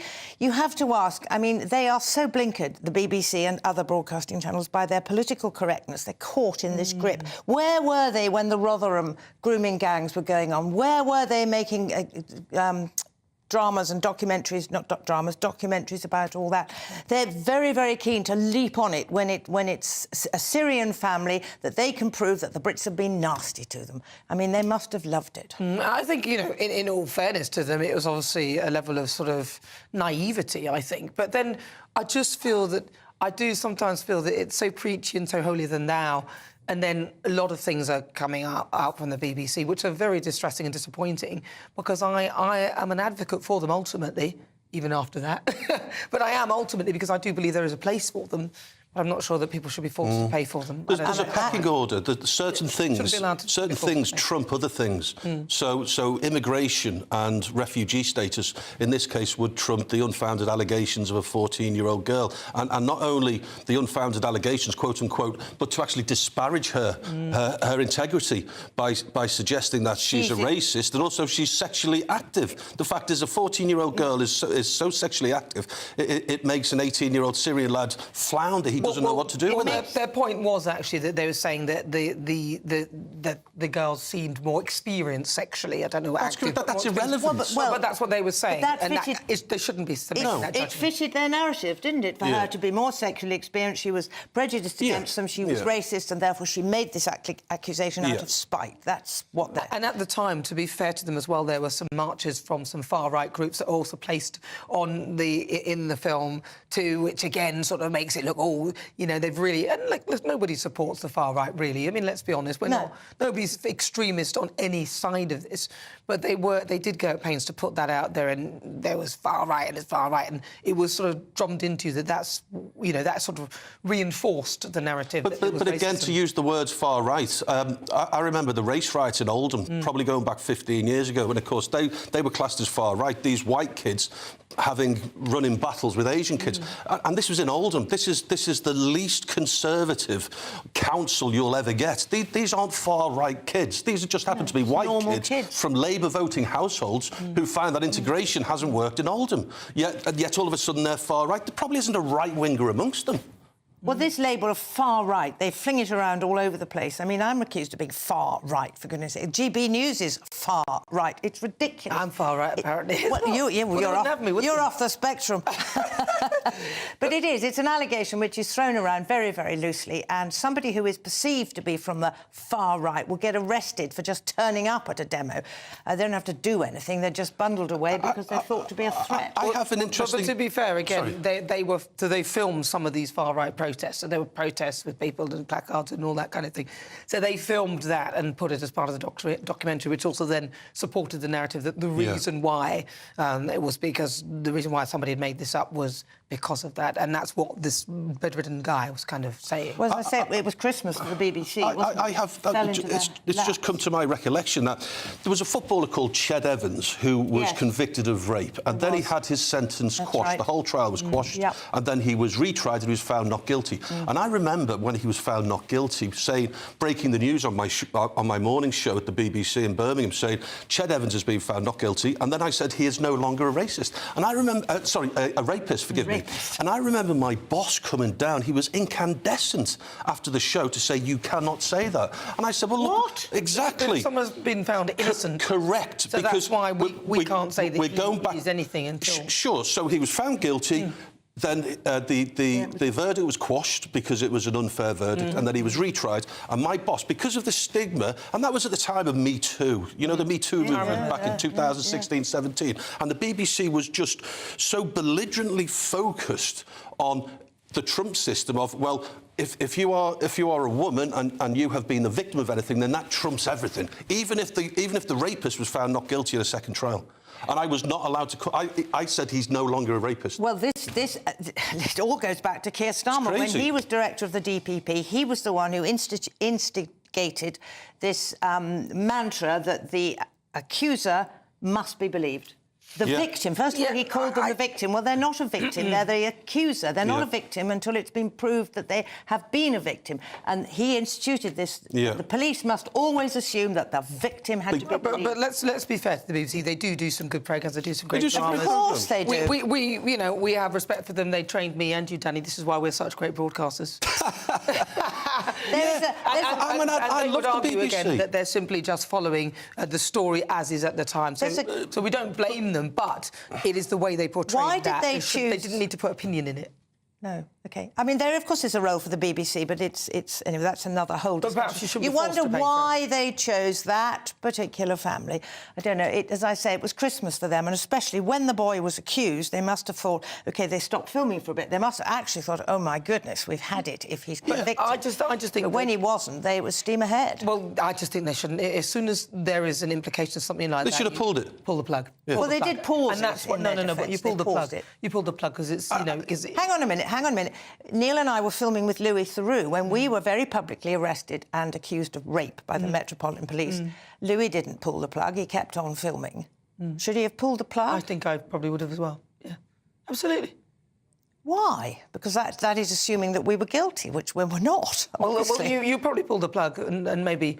I don't think I was. I think the difference here, in my view, is that this is a 14-year-old... I just think that the scenario is very different here. This would be sex with a minor, and it would be rape with a minor, OK? Well, we were accused of rape, but not the word rape. But not with a minor, all of it is bad. Listen, all of it is bad. By the way, it was a woman we had never met in our lives all of it is bad, but these would be adults who, you know... But I think the real issue for this one is that, in actual fact, it's a minor that we're dealing with, and I think, in my view, that would have to end. You know, I think that's where it's the real problem. Well, they did pause it. Yeah, but they carried on even when they found he was supposedly innocent. Which... Well, then, but if he was innocent, then it didn't happen. It's not. It's just a scenario. In my view, the scenario, that scenario in particular, I would be nowhere near that at all. Right, but what do you think? GBViews at GBnews.com. But I'm glad you brought that up. It's an interesting thing to think about. Anyway, so you keep getting in touch with your thoughts. But now, your chance to win, to enter our latest Great British giveaway. £12,345 could be yours in cash. Have a listen. We have a ton of top prizes to be won in our spring giveaway. There's a massive £12,345 in tax-free cash to spend however you like, along with £500 in shopping vouchers for your favourite store, a games console, a pizza oven and a portable Sonos smart speaker. And the best news? You could be our next big winner, just like Phil. Whoever wins it next is going to be as happy as I was, and they're going to get even more money this time round, so why wouldn't you go in the draw? For your chance to win the vouchers, the treats and £12,345 in tax-free cash, text GBWIN to 84902. Text costs £2 plus one standard network rate message, or post your name and number to GB03 PO Box 8690 Derby DE1 9TT. UK only. Entrance must be 18 or over. Lines close at 5 p.m. on Friday the 29th of March. Full terms and privacy notice at gbnews.com/win. Please check the closing time if watching or listening on demand. Good luck. Right, so we've had quite a few winners, so if you want to take part in it, go for it. But this is GB News on TV, online and on digital radio. Coming up in Worldview, we'll go live to Los Angeles to speak to Paul Dudgeridge and get an update on what's going on in the US and the presidential elections, which look like a rematch between Joe Biden and Donald Trump. But up next, it's time for the Great British Debate this hour. And I'm asking, do we need a new definition of Islamism? I've got a poll up right now on X asking you that very question. Do we need a new definition for Islamism? Send me your thoughts, email gbviews@gbnews.com or tweet me at GBNews.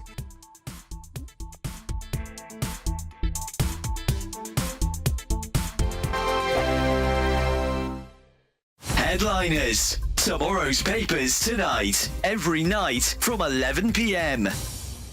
Mail on Sunday, and the University of Buckingham is calling out wokery at the University of Cambridge. So I guess the culture wars must be almost over then, Josh. Almost, yeah. Cambridge University discriminating against rich, white, privileged, privately educated men, claims... The worst kind. Basically me. Claims Vice-Chancellor of rival institution, which is launching a degree course on the rise of woke culture. Now, I 100% agree with this. I applied to get into Cambridge, and I didn't get in because I was too thick. Oh, wow, so it wasn't the DEI mafia? No, unfortunately, it was pre-DEI. So it's like a double insult now. Were you one of those guys who was like had a B, a B average? You know, you look like you should be an A because you act like an A. I act like an A. You act I've like got an glasses. A. Yeah. They're fake. I don't even have to. They don't even have lenses. In Lewis, do you think that this is a little bit cynical? Because I looked up this University of Buckingham, and they opened in 1973, and their tagline on the internet is the home of the two-year degree. They're trying to bring down Cambridge University with this. Well, why not pick the biggest? I mean, that's why we should.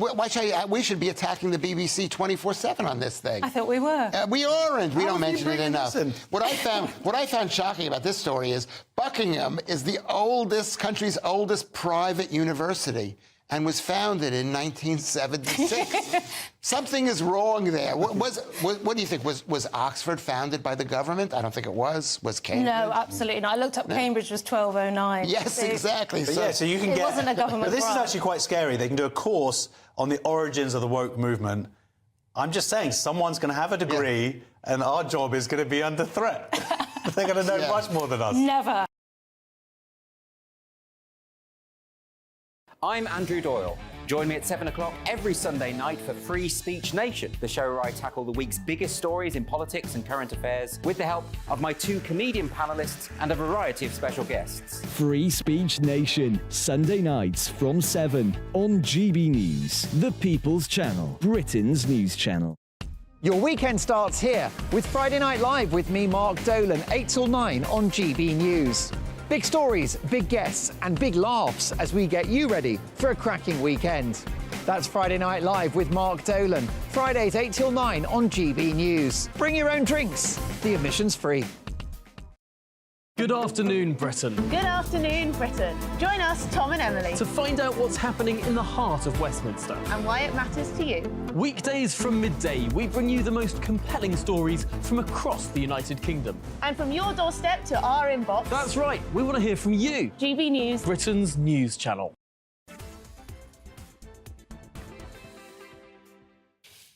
Oh, good afternoon. This is GB News. It's just coming up to 24 minutes after 4 o'clock. I'm Nana Akua. We are live on TV, online and on digital radio. We'll get some emails for you in just a moment, but it's time now for the Great British Debate This Hour. And I'm asking, do we need a new definition of Islamism?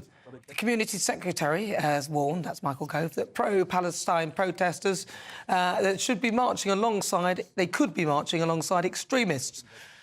Michael Gove's intervention, again, comes ahead of the announcement of a new definition for extremism. We're getting ourselves in knots, I reckon, and that came out this week. Now, it's hoped that officially defining the term will ensure that governments cut ties with anybody whose behaviour crosses that line. But will the announcement go far enough? And what about Islamism? Doesn't that need defining too? So for the Great British Debate This Hour, I'm asking, do we need a new definition of Islamism? Right, so joining me now is senior political commentator Nigel Nelson, Reform Party's Deputy Leader Ben Habib. Sunil Sharma is also joining me as well. See, that's why I say name, title. Name, title. Right, so you guys, so Sunil Sharma, I'll start with you. So Islamism, we're getting, he's talking about a new definition. Do we need one? I don't think so. I think with both Islamism and extremism, I think we have to be very wary of these definitions and how much impact it can have in society. We don't want to be running the risk of turning a free-thinking democracy into a tyrannic-run state. So I think these new definitions, I think a lot of them serve their purpose quite well as it is, and I'm not sure if we should be asking the state, the government, to have even greater intervention into society. I mean, I think in order to think, you have to have the risk of being offensive. And when you're seeking the truth, it's the same thing. You have to have the risk of being offensive. Otherwise, we'll never find the truth. And we'll all be sitting here being told how we should think and what we should say. And I think that's a very slippery slope and dangerous way to go. OK, so what do you think, Ben Habib? Well, I very largely agree with what Sunil said. I don't think that we need a new definition. We've got... You know, the way British law works is that, does it make sense to the, common man on the Clapham omnibus? And we know what extremism is when we see it. We don't need to define it for the purposes of the law. We need less state intervention. But what we do also need to recognise is that if we're going to have immigration, and we've had far too much immigration in the last 25 years. More people have come to this country in the last 25 years than in all of history before that. But if we are going to have immigration, then we've got to have a melding of the people who come into the country into one settled social construct. And there should be debate about there should be debate amongst all of us very openly about our relative values and how we see life and so on. But that can only happen if you do have a settled social construct. It can't happen if everyone operates in separate silos and it becomes verboten to challenge any one of those silos sets of beliefs. And that's where we are as a country at the moment. And we are becoming increasingly divided. And as I mentioned earlier on in the programme, Nana, diversity, equality and inclusion doesn't serve to generate diversity, equality or inclusion. It's division, inequality and exclusion. That's what we're practising at the moment, and we've got to reverse dramatically from where we're heading culturally as a country. OK, Nigel Nelson. Well, I mean, the first thing there is Islamism. I think we've got a definition of Islamism, which means political action guided by the Islamic religion. People get the two confused, Islamic and Islamism. Then you come to whether or not Michael Gove needs a new definition of extremism, and the existing one seems to work perfectly well, which is not undermining fundamental British values, and they're defined as democracy, rule of law, liberty and respect for other people's religions. So we'll obviously have to see what Michael Gove comes up with, but it seems to me it's dangerous to start tightening up because he'll catch other groups in the middle of this, which he doesn't need to. So people who are transgender critical could be affected. People who have a religious belief that gay sex is a sin could be affected. And suddenly we're actually undermining free speech, which shouldn't be the intention. But, you know, when you hear all of this as well, because for me, when I hear all of this, I think that they use it almost as an excuse for their inaction. So they use it as an excuse for the fact that they haven't used what they currently can within the laws, and the definition of Islamism and extremism that is already within the law, and they could properly police, but they don't do it. So then they sort of make it look like they're being useful, just kind of, we'll move around the edges and then... It's performative legislation to satisfy the electorate when actually they're doing nothing substantive. As, you know, for example, when we saw people urinating on British war memorials, the police said they couldn't stop it. Well, actually, they can. There are already laws in place to stop it. We've got to stop legislating. We've got to start enforcing the law as it stands. Sunil? Yeah, I think for sure. I think what we've got to start to do is we have an amazing police force that's not being, I don't think, utilised to its max capacity remotely. Instead of Michael Gove focusing on these new laws, I'd much rather him give police the power and the courage and the strength to actually go arrest the people, like Ben has mentioned. The reality is they won't do that now. We're seeing these courses where the police now go on these understanding diversity, inclusion. I'd much rather them have the courage and be given the responsibility to actually take action on these things. And I think it's deeply concerning whenever the state get involved in terms of when we're talking about laws, when we're talking about definitions. And I completely agree with Nigel's point, although I think Michael's talking about this in particular with some of the Palestine marches and how, you know, some of the words that they're using can be seen as very offensive to the Jewish community. Whilst I may agree with that personally, in terms of the reason he's doing this, we run the risk of this becoming a police state in general, and it could transpire more than just these pro-Palestinian marches. And it may be, like Nigel said, about the trans issues, about diversity issues, and I think that's a really, really concerning state.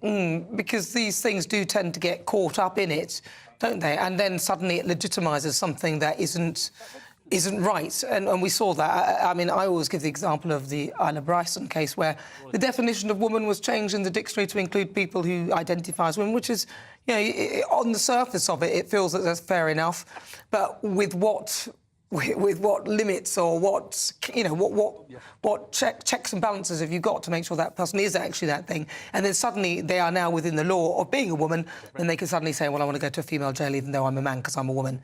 And I hear it. So do you think then, Nigel Nelson, do we need new definitions for anything? Extremism, Islamism, do we really need these new definitions? Well, we need definitions when the ones we've got aren't working. Do you think? And so, for instance, there's no settled definition of Islamophobia.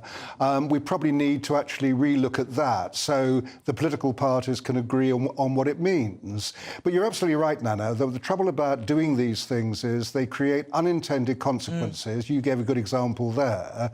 And that's the danger of tinkering around with something that Ben said we all understand anyway. Exactly. Ben Habib, do you think we need a new definition? No, we shouldn't have a new definition. We shouldn't define Islamophobia either.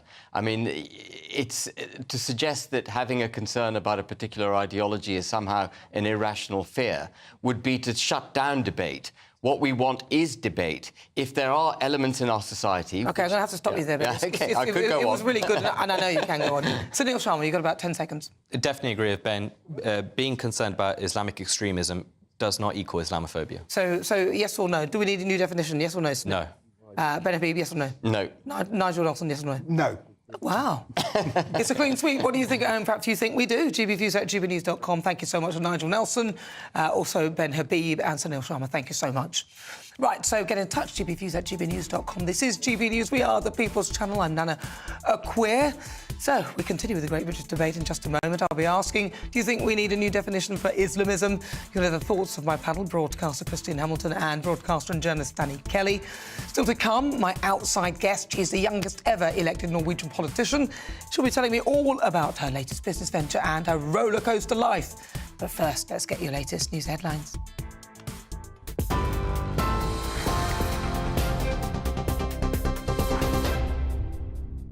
4:32, I'm Ray Addison in the GB newsroom. Our top stories. The Princess of Wales has thanked the public for their support as a photo of her was published after her abdominal surgery to mark Mother's Day.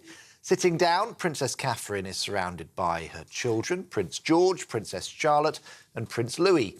She was admitted to hospital on January 16 and left 2 weeks later after a planned operation. She's expected to return to her royal duties after Easter. Meanwhile, police say an incident at Buckingham Palace is not being treated as terror-related. Armed officers detained a man in the early hours of yesterday morning after a car crashed into the gates. He was arrested on suspicion of criminal damage and has since been released on bail and then sectioned under the Mental Health Act. Pro-Palestinian protesters are being warned they could be lending credence to extremists. The Communities Secretary is urging people to question which groups are organising the marches. Michael Gove, who's due to publish a new official definition of extremism, told the Sunday Telegraph there's no excuse for ignorance and good-hearted demonstrators need to be aware that they risk fuelling hate and intimidation. A number of bodies have been removed from a funeral director in Yorkshire as part of a police investigation. Cordons remain in place at 3 branches of legacy independent funeral directors after Humberside Police received reports of concern for care of the deceased.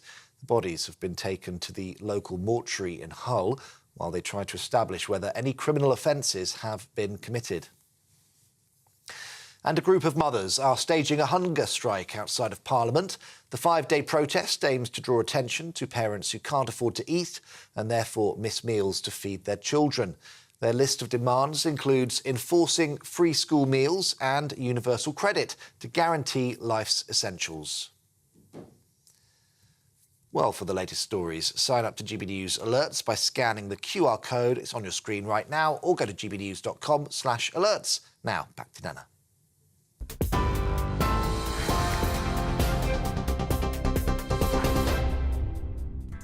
Thank you, Ray. It's just coming up to 35 after 4. This is GB News. I'm Nana Akua. Coming up in Worldview, we'll cross live to Los Angeles to get the latest from what's going on there. But next, it's time for the Great British Debate this hour. And I'm asking, do we need a new definition for Islamism? I've got a pull up right now on X asking you that very question. Do we need a new definition of Islamism? Send me your thoughts. Email gbviews@gbnews.com or tweet me at GBNews. Cast your vote.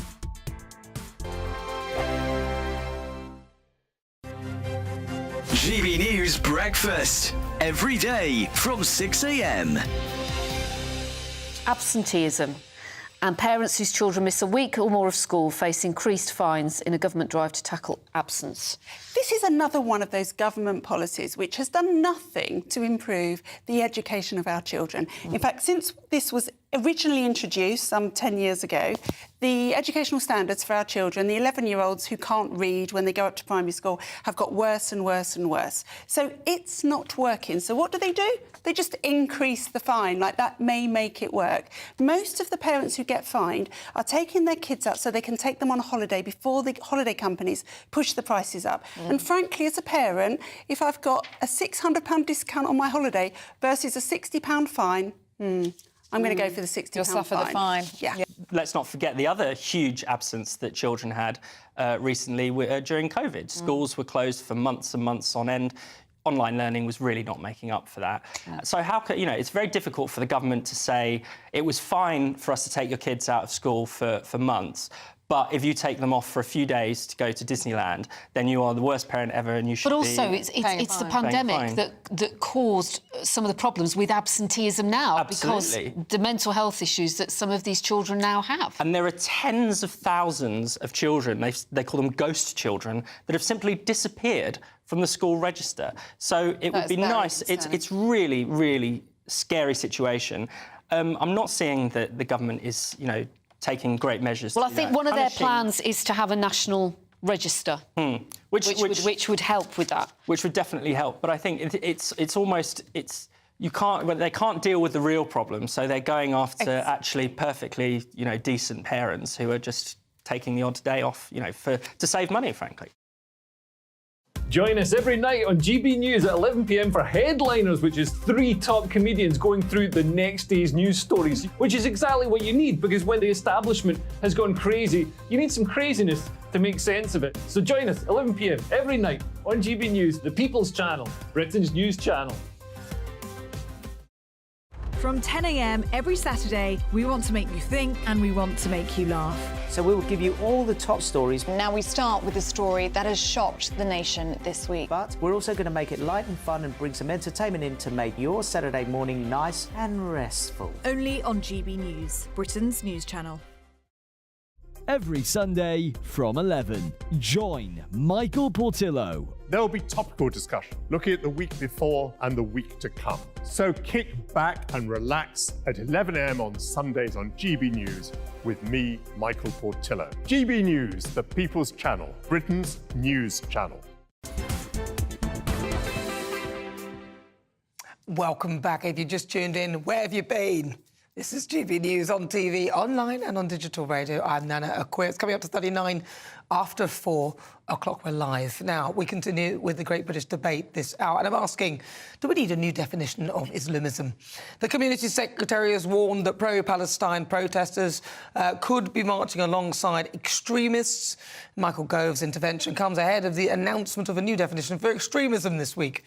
But will the announcement go far enough? And what about Islamism? Doesn't that need defining too? So for the Great British Debate this hour, I'm asking, do we need a new definition for Islamism? So joining me now to discuss, broadcaster and author Christine Hamilton, also broadcaster and journalist Danny Kelly. Right, Christine Hamilton. No. There's nothing more to be said. And, well, I mean, it's typical. It's tinkering while Rome burns, isn't it? It's absurd. What a complete and utter waste of time, of government thinking and government time. No, we don't. And if you define Islamism and extremism and things as too closely, you're going to cause problems. All we have to do, as one of your previous panellists said, is we have to interpret things in the way that we're doing and enforce the law properly. So people who go outside it. There's nothing wrong with the current definition of Islamism, which I think one of them described it as it's sort of practices and beliefs, etc., relating to the Islamic faith.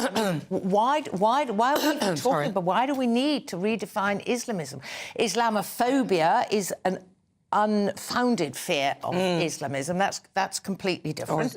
But people they can have a fear if it's founded in fact, if they have had bad experiences, etc., which is different from Islamophobia. A fear of something is not a phobia. And people being bitten by a snake, it's probably quite fair that they should have a bit of what for otherwise other people would have been a phobia. But no, we don't need a new definition at all. It's an absolute example of the government. They're heading towards a catastrophic defeat and they are dancing around on the head of a pin as to what is Islamism. Danny Kelly.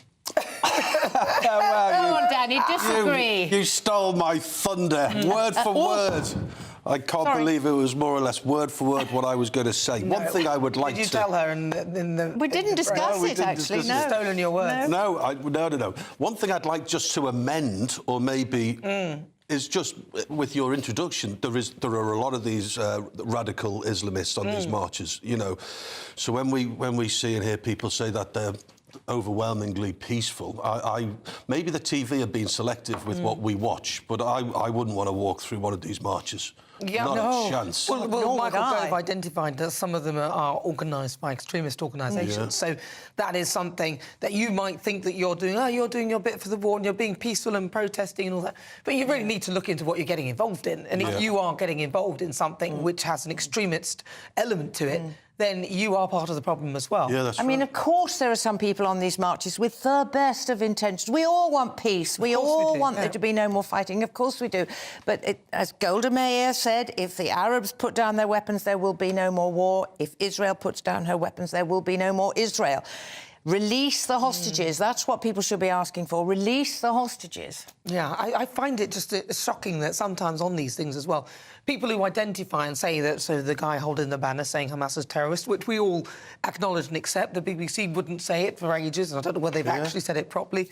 But, you know, we all know that that is the way they are. It is the truth. And yet somebody in one of these so-called peaceful marches, from what I saw in the clip, was definitely being attacked by members of the crowd. Now, the police may see it differently, but I'm just watching the clip and making my decision on it. I can understand why he got lifted by the old bill. I don't agree with it, but I can understand... Well, because he potentially was going to cause a problem, a public disturbance. Yeah, but he shouldn't be causing a problem. No, I know. If they're saying that these marches You're are right. peaceful... No, you're right. That is appalling. Why do you remove the one person, or a one person, who is speaking the truth? No, He's I holding agree. a perfectly peaceful placard. You and I agree. The old bill wrestled him to the ground in what looked to be the most... what looked to be the most uncomfortable position. Look, he should be allowed to do what he wants. But unfortunately, the situation, he was causing trouble. But there shouldn't have been any trouble caused. What about the woman who was silently praying outside an abortion clinic, which is her right to do? But it's the same thing. She was thought you might create problems with other people. We're talking about a fella holding up a placard saying Hammer. His grammar was awful as well, wasn't it? Well, I did say he should, if anything, that's the problem. He should have been nicked for his poor grammar. Hang on, he wasn't British. He was, I don't know what nationality he was. Hamas is terrorist. Yes, but English was not his first language. Well, no, but the message was... He could almost be saying that Hamas is terrorist, like the word Hamas is terrorist. Yeah, OK, sorry, that could be sorry for my pedantry on the grammar. So so let's be pedantic then about Islamism. Do you Getting back to the question, no. They should be redefining it? No, I'm fairly OK with the current definition. They just need to act on it, don't they? Yes, but Christine is right. Let me just recover some of our mutual respect. Christine is right. You know, this is all red meat a little bit for certain maybe voters. some people believe that it should be redefined, because this show is nothing without you and your views. Let's welcome our great British voices, their opportunity to be on and tell us what they think about the topics we're discussing. Let's head over to Watford, speak to David Farm. Sorry, David, I didn't bring my own water. I'm drinking the filtered water or whatever. It makes me cough. Anyway, David, what do you think? I agree. We don't need to redefine anything. We need the police to act on public order issues. It goes back to Black Lives Matter, destroying anything they wanted to in the name of their protest. We've had this with the eco-warriors. The police will not tackle the majority, but only the minority. Sarah Everhart, they were praying, they were saying a vigil by a tree. The police acted because they said it was wrong.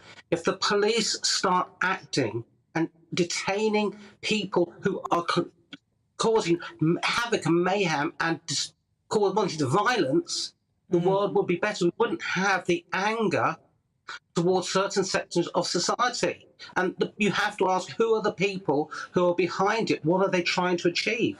And I don't believe they're looking for a peaceful end. They want their own way. They're bullies, and they should be locked up and the key thrown away. But there'll be a lot of people locked up. They'll be locked up together. David, are you Jewish?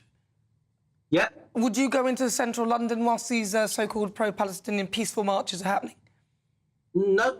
Having said that, I have some amazing friends who are Muslims, who are Hindus. I wouldn't go anywhere into the crowd at the moment, because, except for running. I'll run the marathon next month, because I will not feel safe with people screaming for my blood because I'm Jewish. If they were peaceful protest and open to debate, great. Well, very briefly as well, because Nigel Nelson said that From the River to the Sea isn't offensive, or he was basically saying that where its origins weren't offensive, so not in a different context, it's not offensive. It's totally offensive. We have people now believing that the state of Israel is an unlawful state, and forgetting the fact it's set up by the United Nations. We have people destroying, wanton destruction of paintings of people they disagree with. It is about the rid of the Jews from Israel. And what people don't forget is if you get rid of Israel, then where else are they going to come from people? And if the Jews have gone, who is next? Well, I think, anyway, I don't know why everyone just can't live together peacefully in one united space. Why does one person need one space? No, in Israel, they're all rubbing along quite nicely, so I don't know why that couldn't be extended. David Balm, thank you very much. He's there in Watford. He's my great British voice. You're with me, I'm Nana Akua. This is GB News on TV, online and on digital radio. Coming up in the next hour, my great British debate, I'm asking, should it be law that women's-only spaces be just for biological females? Of course, it is Mother's Day, so I thought we'd focus on women in the second hour. But next up, it's Worldview. We'll get the latest from what's going on in the US regarding President Joe Biden and Trump. It's a rematch.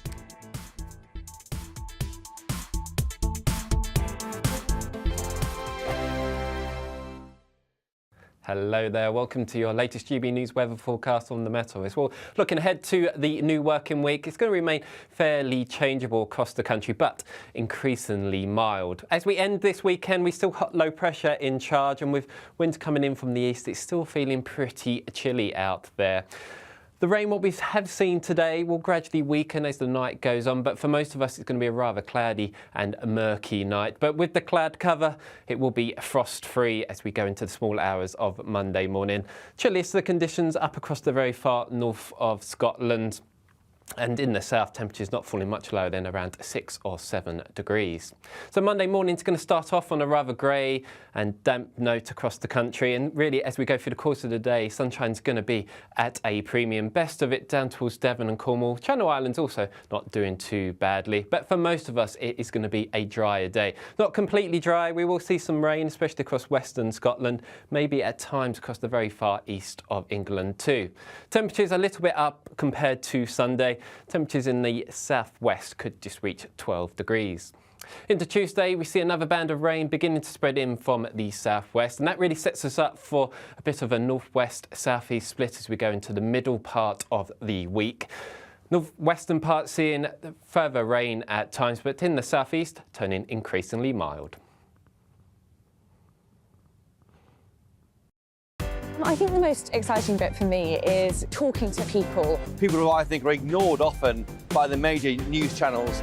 We're going to give news they want to hear. There's a voice there that needs to be heard. I think there's a chance here for a diversity of opinion to be expressed, which you don't find elsewhere. It's really exciting. We don't hold back. We're free to say how decisions that are taken here affect us all around the country. Only on GB News, the People's Channel, Britain's news channel. GB News is the home of free speech. We were created to champion it, and we deliver it day in, day out. Free speech allows us all to explore and debate openly the issues most important to us, our families, and of course, the British people. Having challenging conversations to enlighten each other. Which is why we hear all sides of the argument. We are the People's Channel.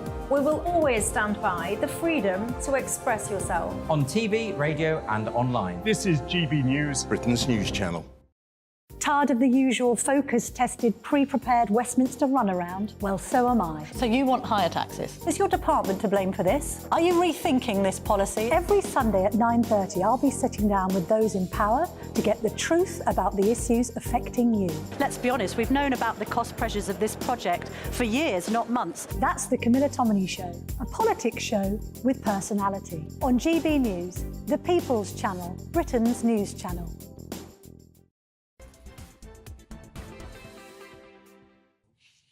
Good afternoon. If you just tuned in, welcome on board. See Nana Nice. This is GB News. We are the People's Channel. We're live on TV, online and on digital radio. It's time now for Worldview. President Joe Biden is roaring into action with the hopes of stopping his predecessor, Donald Trump, making it back to the White House. And last night, they both held rallies in Georgia, setting out their visions for the future. So let's travel over to the United States as we go speak to the host of the Politics People podcast, Paul Dudridge. Exciting stuff, Paul. So what a guan. Tell me what's going on. How was it? It is exciting stuff. It is exciting stuff. Yeah. Now, Biden held his State of the Union address this week. And I have to give it to him. He was great. He was great. He did really well for 55 minutes. It's funny. He stumbled once in the middle of it and Trump tweeted, "Oh, the drugs are wearing off." So we now have a presidential candidate, a nominee, pretty much, a nominee accusing his rival of needing to be drugged up to give the State of the Union address. So that happened this week. Trump handed over $91 million to begin the appeal against the E. Jean Carroll case. As I was saying 2 weeks before, he's probably going to win on appeal all these legal cases, but he has to be able to come up with the cash to be able to mount an appeal. This is how lawfare works. He now, in the next 2 weeks, has to come up with $500 million to appeal the case where his business licenses have been revoked in New York. So we have that to look forward to. So he is being held below the waterline as far as his actual cash flow goes. This is how this presidential campaign is being fought currently. But I have to say, I have to give it to Biden this week. And listen, I am suddenly a Biden supporter. I want that man eulogized. I want him carried shoulder high. I want him to be the opponent. I want him to be the candidate for the Dems. There was a few weeks back there where I was worried that he was going to be replaced. I think Biden's come out fighting just to save his own candidacy in the Democrat Party. I think he wants to be the candidate. He wants to be the nominee. This is all going to come down to 100,000 votes in six battleground states in November. So a lot of the rest of it's just theatrics, but we all have to hope and pray that Biden is the candidate. So I'm supporting him. So where's Kamala Harris in all of this? Because she resurfaced momentarily. Did you see any of the State of the Union? She was brilliant. She got up, she stood up, she gave a one-woman standing ovation to Biden on every time he got a full sentence out, a coherent sentence. She stood up and applauded it. So she is being a great cheerleader for Joe Biden at this point. But look, the thing about Kamala Harris is she knows that she's not wanted by her own party to replace Biden or to likely be the vice presidential candidate if Biden is replaced. So she knows that she's very much just she's a seat warmer at this point. She's not politically significant. Any kind of, again, a few months ago, it looked like she was maybe being groomed to take over from Joe. Yeah. She's now being sidelined, just cheerleader now at this point. So what have we got to look forward to next? Next, well, the Supreme Court this week finally declared that Trump cannot be kept off any ballots. Okay, so we've got the prospect now of nobody can stop him becoming the nominee and actually running in every single one of the states. The next one is, as I've just mentioned, it's him coming up. It's Trump, President Trump. I'm going to keep calling him President Trump because they call President Obama still. President Trump coming up with $500 million. This is the biggest obstacle he's ever faced since even 2016. This is real money. And, you know, he has to basically get somebody. It's almost like putting up bail. He has to get somebody to underwrite a bond. It's quite a bit, isn't so it? that's the big story between now and the 25th. He'll sell enough trainers. Paul Dudridge, thank you so much.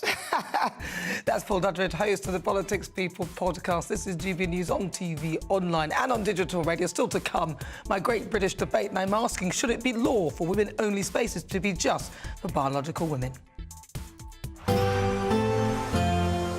A brighter outlook with Box Solar, sponsors of weather on GB News. Hello there, welcome to your latest GB News weather forecast from the Met Office. Well, looking ahead to the new working week, it's going to remain fairly changeable across the country, but increasingly mild. So as we end the weekend, we've still got this area of low pressure in charge. It will gradually move towards the continent as we go through into Monday. But before we get there, we've still got this area of rain stretched right across the country. It will weaken as we go through the course of the night, and really it's going to leave behind quite a lot of mist, murk and cloudy weather. But under the cloud, it's not going to be a cold night by any means. Most of us staying frost-free. Coldest of the temperatures up across the very far north of Scotland. So for many, it's a bit of a grey, murky start out there on Monday morning.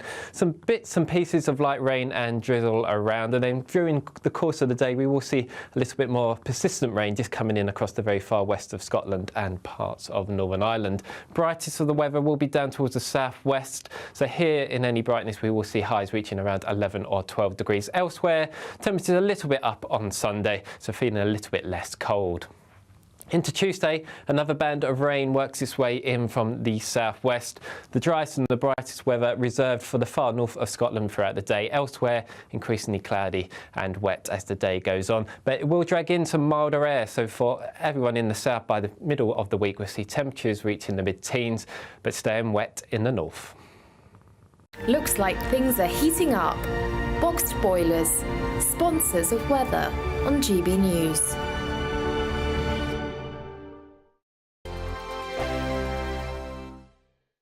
We're springing into spring and giving you the chance to win the seasonal essentials. First, there's an incredible £12,345 in tax-free cash to be won, plus a spring shopping spree with £500 in shopping vouchers to spend in the store of your choice. And finally, a garden gadget package to enjoy, including a handheld games console, a portable smart speaker and a pizza oven. For your chance to win the vouchers, the treats and £12,345 in tax-free cash, text GBWIN to 84902. Text costs £2 plus one standard network rate message, or post your name and number to GB03 PO Box 8690 Derby DE1 9TT. UK only. Entrance must be 18 or over. Lines close at 5 p.m. on Friday the 29th of March. Full terms and privacy notice at gbnews.com/win. Please check the closing time if watching or listening on demand. Good luck. I'm Michelle Dewberry, and I'm not here to tell you what to think. I'd much rather hear what you have to say. So, send in your opinions to gbviews@gbnews.com. Keep them clean, and you never know, I might read them out. With my panel here on Jubes & Co, we debate, we get stuck into the issues of the day on a show where all views are welcome, especially yours. GB News, the People's Channel, Britain's news channel. 2024, a battleground year. The year the nation decides. As the parties gear up their campaigns for the next general election. Who will be left standing when the British people make one of the biggest decisions of their lives? Who will rise? And who will fall? Let's find out together. For every moment, the highs, the lows, the twists and turns. We'll be with you for every step of this journey. In 2024, GB News is Britain's election channel. GB News is the home of free speech. We were created to champion it, and we deliver it day in, day out. Free speech allows us all to explore and debate openly the issues most important to us, our families, and of course, the British people. Having challenging conversations to enlighten each other. Which is why we hear all sides of the argument. We are the People's Channel. We will always stand by the freedom to express yourself. On TV, radio and online. This is GB News, Britain's news channel. I think the most exciting bit for me is talking to people. People who I think are ignored often by the major news channels. We're going to give news they want to hear. There's a voice there that needs to be heard. I think there's a chance here for a diversity of opinion to be expressed, which you don't find elsewhere. It's really exciting. We don't hold back. We're free to say how decisions that are taken here affect us all around the country. Only on GB News, the People's Channel, Britain's news channel.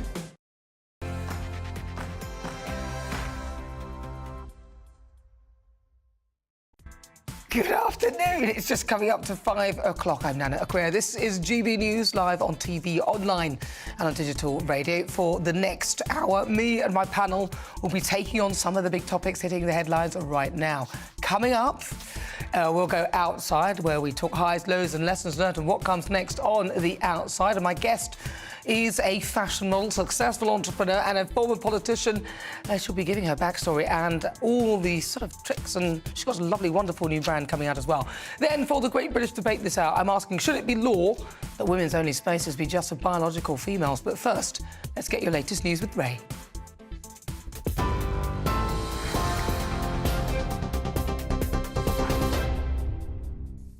Thanks, Nana. It's 5 p.m. Our top stories. The Princess of Wales has thanked the public for their support as the first photo of the royal was published after her abdominal surgery.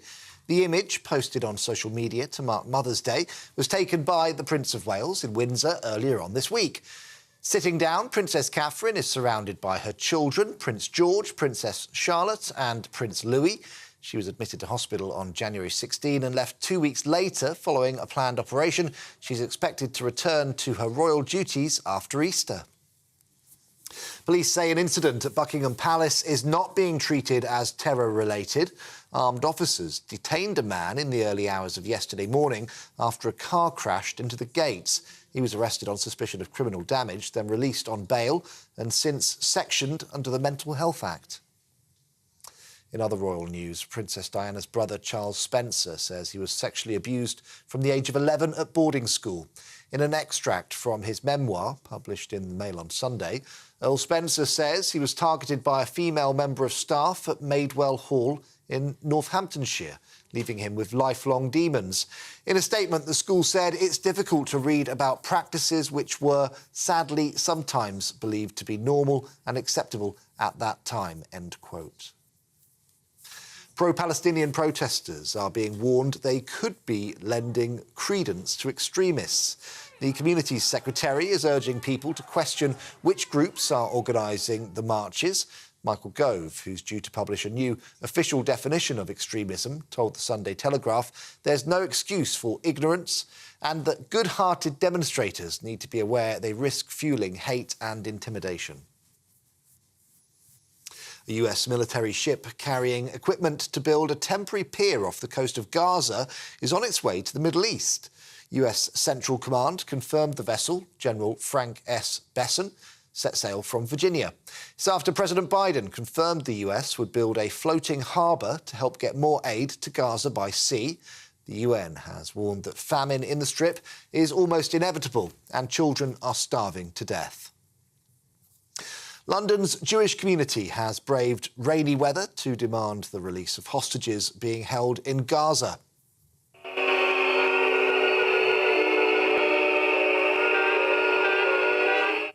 Well, they joined Jews around the world blowing shofars, traditional ram's horns, which are normally used at the holiest moments of the Jewish calendar. The last pause in fighting between Israel and Hamas was back in November, when Hamas released more than 100 hostages. It's believed the terrorist organisation still holds around 134 people kidnapped during the October 7 attack. A number of bodies have been removed from a funeral director in Yorkshire as part of a police investigation. Cordons remain in place at 3 branches of legacy independent funeral directors after Humberside Police received reports of concern for care of the deceased. The bodies have been taken to the local authority mortuary in Hull while they try to establish whether any criminal offences have been committed. Police have set up a direct line for anyone who may be affected. And a group of mothers are staging a hunger strike outside Parliament. The 5-day protest aims to draw attention to parents who can't afford to eat and therefore skip meals so they can feed their children. Their list of demands include enforcing free school meals and universal credit to guarantee life's essentials. MPs are due to address this issue on Tuesday. And finally, cars that don't comply with London's ULEZ rules can now be donated to Ukraine under the scrappage scheme. Mayor Sadiq Khan says from next week, drivers who give up their vehicles will be able to apply for grants of up to £2,000. Kyiv's mayor, Vitaly Klitschko, reportedly suggested the idea of exporting the cars in a letter to his counterpart. A charity will facilitate the move. The donated vehicles will be used to support humanitarian and medical needs. For the latest stories, sign up to GB News Alerts by scanning the QR code on your screen or go to gbnews.com/alerts. Back to Nana.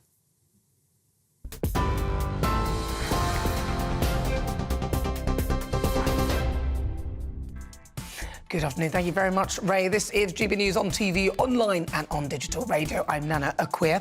And for the next hour, me and my panel will be taking on some of the big topics hitting the headlines right now. This show is all about opinion. It's mine, it's theirs, and of course, it's yours.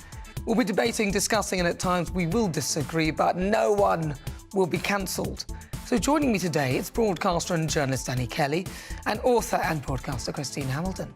Now, still to come each Sunday at 5, I'm joined by a celebrity, a former MP, or someone who's had an extremely interesting career, to take a look at life after the job. We talk highs, lows and lessons learned and what comes next on the outside. Today, imagine being a fashion model, successful entrepreneur and a former politician all rolled in one. Exactly, none of our politicians look like this lady. Well, my next guest ticks all of the boxes. We'll speak on her roots in rural Norway to the glitz and glamour of the fashion world. You won't want to miss. Now, she's on the way next. Then, for the Great British Debate this hour, I'm asking, should it be a law that women's only spaces be just for biological females? Former Prime Minister Liz Truss is pushing a bill aimed at safeguarding women's only spaces for biological females. She's seeking to define sex in law, aiming to maintain single-sex spaces like schools, toilets exclusively for girls and women. So should it be a law? And as ever, get in touch. Email gbviews@gbnews.com or tweet me at gbnews.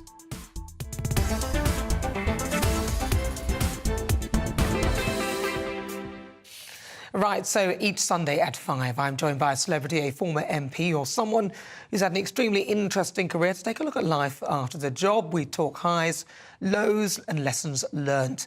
What comes next on the outside? So now, in the world of beauty and entrepreneurship, my next guest is making waves with their innovative approach and dedication to empowering women worldwide. Born and raised in the Norwegian city of, I can't say that, Kristiansand, I hope I said that right. She's not just a fashion model and influencer, but has a vision of making a difference. And she's had that vision from a very young age. But wait, there's more. She's also been a force in politics, becoming the youngest elected politician in Norway at just 18 years old. Any guesses? Well, I'm pleased to say that Sara Nilsson joins me now. Sara, welcome. Thank you. How beautiful you look, your teeth. Thank you, the same. You look fabulous. So talk to me then. You were born in Norway, is that right? Born in Norway? Correct. Talk to me about what it was like for you growing up and why you ended up in a route towards politics. Very, very good question. You know, it actually started when I was a very young girl, and a little boy in my class when I was 12 didn't have money for school books. And I come from one of the wealthiest countries in the world, so... And I remember back then, he didn't have enough money for school books because there were 8 siblings, right? So I thought, you know, this is so unfair, you know? And I thought, what can I do to change this? So I got elected in the youth council, and together with the prime minister at that time, we got free school books to the whole country. Wow. And yeah, from there on, I got elected by the people to be the youngest elected politician in Norway, and I sat in the city council and the planning and building council. So yeah, it's quite impressive. It really is. Thank you. Because you're very good looking, do you get people sort of looking and not believing in your ability as a politician? They're like, well, you're that good looking, you can't be good at, you know.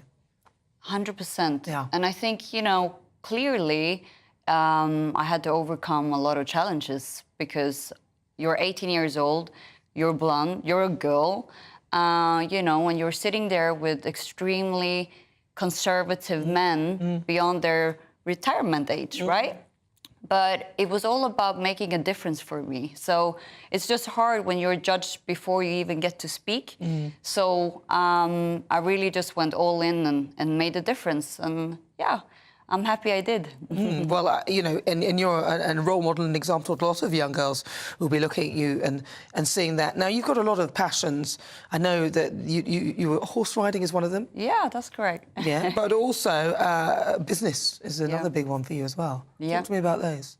So, basically, I would say I was an entrepreneur since I was 14. I was buying and selling horses. And it's like being an entrepreneur, you know, you're not born an entrepreneur, but it's the factors around it that shapes you. And I had a childhood that was a little bit challenging, I would say. And when you take on a lot of responsibility at a young age, you want to become independent. And for me, it was just, I had the ambition and the drive. I just wanted to do something for myself. And then obviously, you know, business comes with problem solving. So I spotted gaps in the market, like when I was 14, buying and selling horses. And then I started creating value for customers. And that's when I saw that I actually earned a lot of money from it as well. And not only is it something that you love, you know, it has to be your passion, but you also get money from it. And it gives you freedom, you know. Did you go to university and any of those things? So in order to actually learn more about the Asian business culture, I chose to study in Singapore at Nanyang Technological University and learn about the Asian business culture as a whole. And Singapore is one of the biggest, you know, economical hubs in the world, and China in general. So I chose to study there, and now actually I have a company that, you know, is related to China. That's very good, isn't it? Yeah. So your latest business venture, what is it? So the latest is actually Miss Missy. Obviously, we have invested in, you know, different startups and property development, but this is something that I have driven an ambition for. You know, this is my passion. So what is it? It is this is a hairbrush. So we are creating like different brushes for the hair, but this one is different because obviously you want to make a difference. It has to be different from everything else. So most brushes in today's market, they solve one problem. I wanted to solve more than one problem, and usually it opens the nuts in a delicate way, but also it stimulates to hair growth. So I thought, you know, who would want that? Everyone would want that. Yeah. I'm bald underneath this. I want it. No, I'm not bald underneath this. I've still got hair I can tie hair on. Or stick hair on as well. I've got it all. I've got it all going on. So look, can I have a look at this then? Of so course. This is you designed this product, did you? Designed it, but you can get it if you want to. And for me, it was about the packaging, the whole, you know, when you open it, it's the quality of it as well.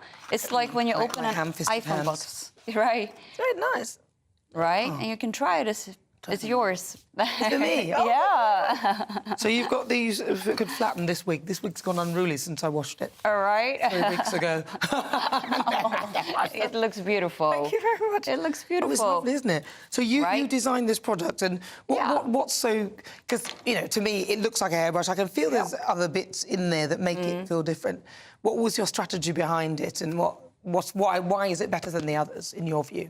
So basically, if we start from the beginning, like I was a hair model on a catwalk in Paris, and they completely ruined my hair. So I thought, you know, I tried all the brands on the market, all the shampoos, brushes, everything you can ever imagine.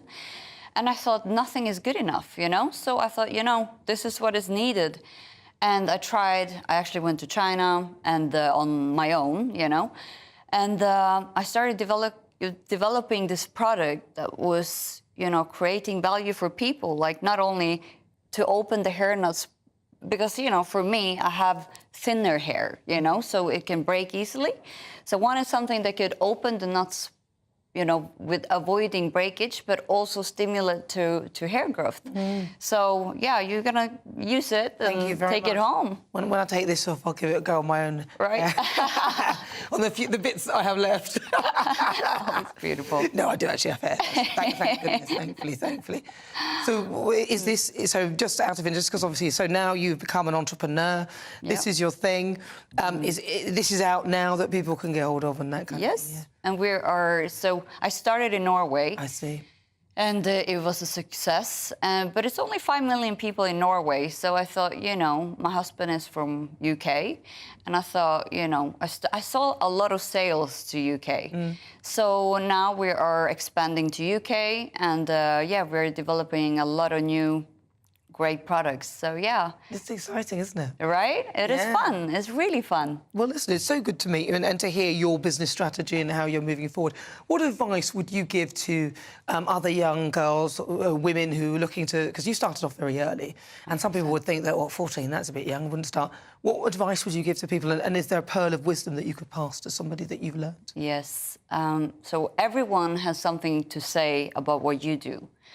So what I've learned, I always listen to people, but that doesn't mean I will do what they say. So I would listen and then I go and do whatever I want to do anyway.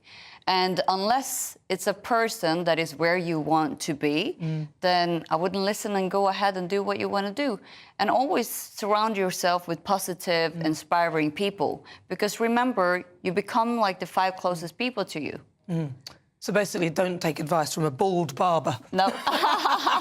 100%. Thank you so much. It's lovely to meet you. Thank you, the same. That is Sara Nelson. She's got a new product out as well, which is fabulous. She's an entrepreneur, and that was Outside here on GB News. I'm Nana Akua. We're live on TV, online and on digital radio. If you just tuned in, welcome on board. You've tuned in just in time to hear about a chance to enter our latest Great British giveaway, where you could win £12,345, 1, 2, 3, 4, 5, in cash, and a whole host of seasonal treats. We're springing into spring and giving you the chance to win the seasonal essentials. First, there's an incredible £12,345 in tax-free cash to be won, plus a spring shopping spree with £500 in shopping vouchers to spend in the store of your choice. And finally, a garden gadget package to enjoy, including a handheld games console, a portable smart speaker and a pizza oven. For your chance to win the vouchers, the treats and £12,345 in tax-free cash, text GBWIN to 84902. Text costs £2 plus 1 standard network rate message, or post your name and number to GB03 PO Box 8690 Derby DE1 9TT. UK only. Entrance must be 18 or over. Lines close at 5 p.m. on Friday the 29th of March. Full terms and privacy notice at gbnews.com/win. Please check the closing time if watching or listening on demand. Good luck. Yes, good luck indeed. And coming up, Supplement Sunday, where we bring you some of the news stories that caught our eye. My panel will give you theirs. But next up, it's time for the Great British Debate this hour. And I'm asking, should it be law that women's only spaces be just for biological females?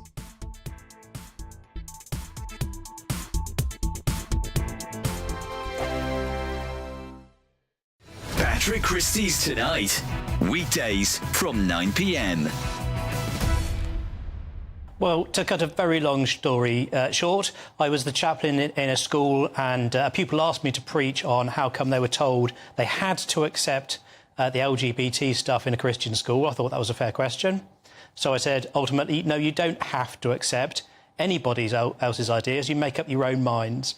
And so on topics like the marriage being between a man and a woman, biological sex being real, gender identity not making perfect sense, therefore can't be entirely true. I said, you know, you may adopt the church's position on that and respect the people you disagree with, but you make up your own mind.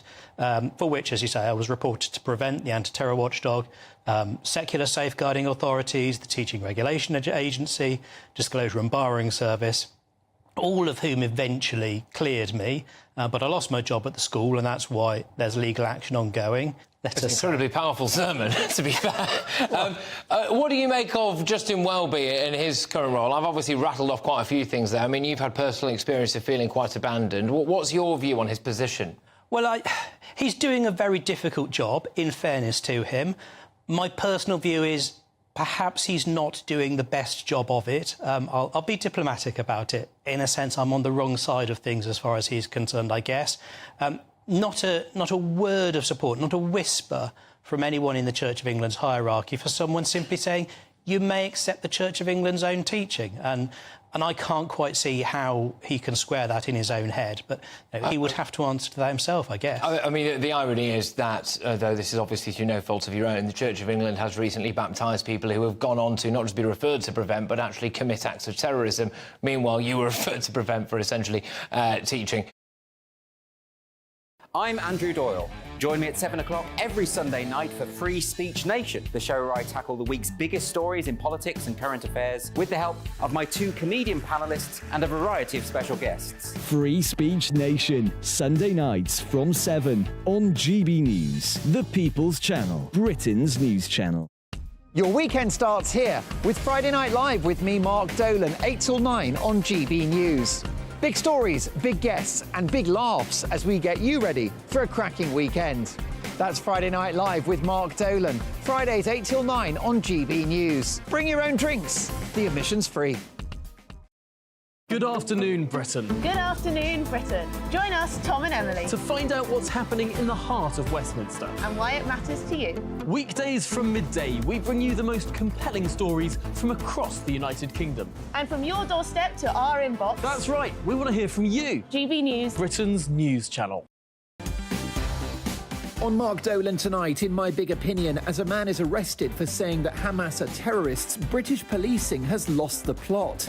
In My Take at 10, Angela Rayner is struggling to close the door on her growing council house scandal. Plus, former Russian Prime Minister Mikhail Kasyanov. Who will win the war in Ukraine and why does it matter to you and me? Plus, Anne Widdecombe, John Sargent and tonight's top pundits. We're live from 9.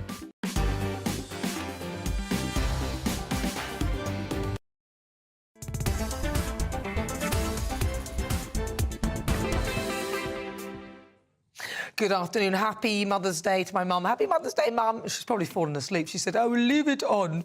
But I usually fall asleep. But anyway. And then she'll call me after the show. I'll call her and she'll tell me how well or badly I've done. And I always know if she doesn't call me, something's bad, like my makeup or something's gone wrong. But this is GB News on TV, online and on digital radio. And it's time now for the Great British Debate this hour. And I'm asking, should it be law that women's only spaces should be only for biological females? Liz Truss seems to think so. She's putting forward a private member's bill aimed at safeguarding women's only spaces for biological females. And the bill seeks to define sex in law as biological, aiming to maintain single-sex spaces like school toilets exclusively for girls and women. The former Prime Minister argues that such legislation would protect vulnerable children from making irreversible decisions regarding their bodies and provide clarity to parents and teachers amidst a campaign of misinformation from extreme trans activists. So for the Great British Debate this hour, I'm asking, should it be law that women's only spaces should be just for biological females? Well, joining me now to discuss, Katie John Went, Diversity and Inclusion Facilitator, Emma Webb, Political Commentator, Charlie Bentley, Astor Commentator and Writer. Right, so I'm going to start with Katie John Went. Katie, what do you think? Well, I think she's trying to actually undo or change the Equality Act, essentially. There's actually already sufficient exceptions in the Equality Act that allow single-sex spaces to be preserved. And it's just that people have got so scared of actually utilising them that trying to actually create a law that actually says what something already exists is pointless, really. And I think she's just coming back from America with something, you know, an axe to grind there, that in a dying kind of months of a government that is most quite likely to lose the next election. It's kind of political point scoring on something that's not going to pass. And there's I say the EHRC has already given enough guidance to say you can use these exceptions in law and you can preserve single-sex spaces already. So use the Act's entitlements that already are present. Emma Webb. Emma. I think Katie makes a good point, and actually we do have a problem with Parliament creating unnecessary legislation. However, I do think that the objectives behind what Liz Truss is asking for are absolutely well placed. And you mentioned in the introduction the concern to do with misinformation. What she's referring to there is the fact that you have this very radical gender ideologue activist groups who misrepresent the Equality Act to institutions and to schools, as one example, to suggest that actually the Equality Act means something other than what it actually means, which is protecting same-sex spaces, and also that has a knock-on effect for safeguarding concerns. So I do think it's very important that it's absolutely crystal clear in law that sex is biological, and that we do protect same-sex spaces, because it's, in so many ways, it's vital for safeguarding, particularly in schools. Okay. Charlie? Well, I find myself agreeing with both the panellists, actually, though I would suggest that the Equalities Act should be changed, but it's become a layer upon a layer of different rights. And so we've got to the situation where individuals' rights, be they trans-identifying or women or other minorities, butt up against each other and end up getting to a situation where we're in a stalemate, and we have to situations in individual cases. And that's no good, because then many people end up coming to the courts. And so I think we need to be stripping the Act back, in fact. And so when we say protect women's spaces, in fact, it should just be single-sex spaces, including men as well. Females should not be in male spaces. So what's happened here is it's all part of a separating gender from sex. So then we can say that gender is different from sex, when it isn't really, let's be honest. I mean, in my view, it's you either man or a woman, and that is male or female, and the gender is... There is no real separation, because if you ask anybody who says that is allowable, what is a woman, they then can't define it. If they can't use biology, there's no definition. And then it becomes a feeling, and that's just not real. That's not a reality. So do you think, then... The Equality Act doesn't and I'm protect bring this to gender, it Casey. protects transition. Sorry, go on, Casey. The Equality Act is a very good, important point here, though. The Equality Act protects sex and it protects transition. It doesn't protect gender per se. So you don't have to necessarily or exclusively separate out sex and gender. We have the Gender Recognition Act, which is a separate act, and then the Equality Act protects the act of transition. And you can fully understand and accept sex. And in fact, you cannot transition without me, for example, admitting that I am of the male sex, because the only way to transition is to transition from a sex. And you don't actually become the other sex. You get the protected characteristic of transition. You gain the kind of the legal cover if you then go down the path of the Gender Recognition Act. But the law, the Equality Act, protects the act of transition. And yes, as Charlie says, that means then you end up with these butting up against other aspects of single sex, etc. But the other law that needs to be borne in mind as well is the PSED, the Public Sector Equality Duty. There is an obligation to actually foster good relations between all the protected characteristics. And the one thing we don't have right now is good relations between them. And that is a public sector duty as well. But do you think Liz Truss has got a point, though? Because of all of these different elements and areas, there's a lot of confusion. And just to clarify it without any possible doubt, that needs to be set up in law so that there's none of this. Because I find a lot of the headbutting is because of misinterpretations of what sex is and gender is and this and that, and it just becomes confusing. So, Emma Webb, do you think that Liz Truss, because you did say that she sort of makes a good point, it just makes it clear for everybody that biology trumps anything else? Yeah, and it needs to be crystal clear in law. And this is actually the point about the guidance that's coming in this week, that it's not statutory. We need this to be on a statutory footing, because it's important for schools and for parents and for people who are in positions of authority to have the government and the laws backing on this, because they are so vulnerable to these extremely aggressive activist groups who are pushing an agenda which is frankly an attack on truth. It's an attack on biology. It's an attack on reality. And actually, I have a lot of respect for Katie, for even though we disagree on many things, for pointing out the simple reality that even if you do go through the process of getting a gender recognition certificate and transitioning from a man into a woman or a woman into a man, that does not make you the opposite biological sex. And I think it's given what and we know this is going to be on Andrew Doyle's show this evening, this leak from the W path, or however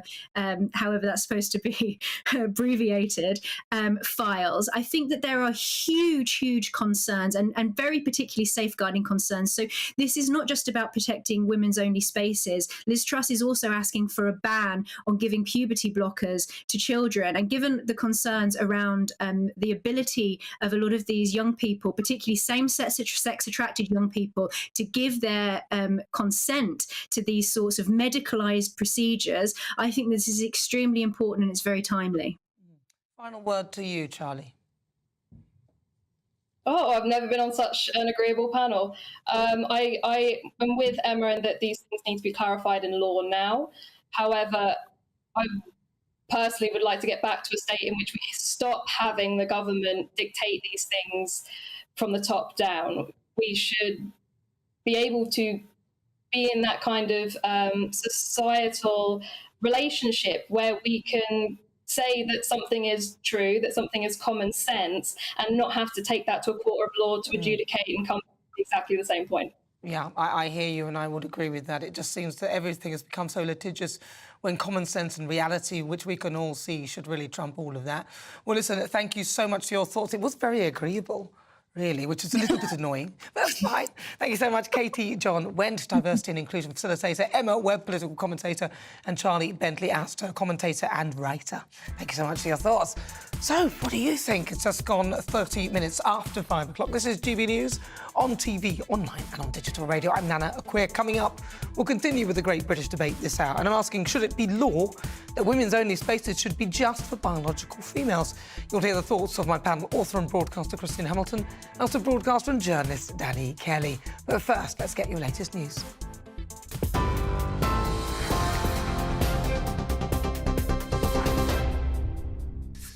Coming up to 5:31, I'm Ray Addison. Our top stories. The Princess of Wales has thanked the public for their support as a photo of her was published after her abdominal surgery to mark Mother's Day. Sitting down, Princess Catherine is surrounded by her children, Prince George, Princess Charlotte and Prince Louis. She was admitted to hospital on January the 16th and left 2 weeks later after a planned operation. She's expected to return to her royal duties after Easter. Police say an incident at Buckingham Palace is not being treated as terror-related. Armed officers detained a man in the early hours of yesterday morning after a car crashed into the gates. He was arrested on suspicion of criminal damage and has since been released on bail and then sectioned under the Mental Health Act. Pro-Palestinian protesters are being warned they could be lending credence to extremists. The Community Secretary is urging people to question which groups are organising the marches. Michael Gove, who's due to publish a new official definition of extremism, told the Sunday Telegraph there's no excuse for ignorance and good-hearted demonstrators need to be aware that they risk fuelling hate and intimidation. A number of bodies have been removed from a funeral director in Yorkshire as part of a police investigation. Cordons remain in place at 3 branches of legacy independent funeral directors after Humberside Police received reports of concern for care of the deceased. The bodies have been taken to the local authority mortuary in Hull while they try to establish whether any criminal offences have been committed. A group of mothers are staging a hunger strike outside Parliament. The 5-day protest aims to draw attention to parents who can't afford to eat and are missing meals to feed their children. Their list of demands includes enforcing free school meals to guarantee life's essentials. For the latest stories, sign up to GB News Alerts by scanning the QR code on your screen or go to gbnews.com/alerts. Now, back to Nana.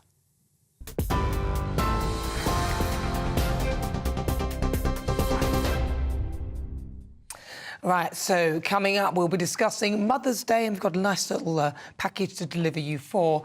And happy Mother's Day to all the mums there. But next, it's time for the Great British Debate this hour, and I'm asking, should it be law that women-only spaces be just for biological females?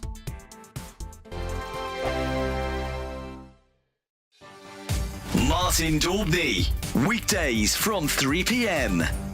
our woke army, a topic we talk about almost every day on this show. And now the decision to allow women to join frontline army fighting has been described as a failed exercise in political correctness, because government figures reveal that only 15 female recruits completed basic training for either infantry or tank units between January and September of 2023. A senior army officer says women are put off joining frontline units amid numerous allegations of rape and sexual discrimination. Well, joining me now is former NATO commander and Royal Navy officer Rear Admiral Chris Parry, CBE. Chris, always a pleasure to see you on the show. So here we are again, we're talking about diversity targets, and it seems that no matter how much they huff and they puff, young women simply aren't joining up. Well, I mean, the life's not for everybody, Martin. It's not even for most men, to tell you the truth. This is a tough life, and it's a life that is geared towards the sort of physical and mental, I hesitate to say skills, but aptitudes that men have. You know, the idea that men and women are interchangeable in all these roles is ridiculous. What we need to have is all roles open to both men and women, and those that are suitable and have the aptitude for those jobs should be going into them. If we've got 15 women who are going into the infantry and the armoured corps, then that's fine. They're the ones that are suitable. It's as simple as that. Any idea that we should have quotas or any sort of percentage of people from certain ethnic groups or from women is ridiculous. We want the best people who serve our country and can defend it. Join us every night on GB News at 11 p.m. for Headliners, which is 3 top comedians going through the next day's news stories, which is exactly what you need, because when the establishment has gone crazy, you need some craziness to make sense of it. So join us 11 p.m. every night on GB News, the People's Channel, Britain's news channel. From 10 a.m. every Saturday, we want to make you think and we want to make you laugh. So we will give you all the top stories. Now we start with a story that has shocked the nation this week. But we're also going to make it light and fun and bring some entertainment in to make your Saturday morning nice and restful. Only on GB News, Britain's news channel. Every Sunday from 11, join Michael Portillo. There'll be topical discussion, looking at the week before and the week to come. So kick back and relax at 11 a.m. on Sundays on GB News with me, Michael Portillo. GB News, the People's Channel, Britain's news channel.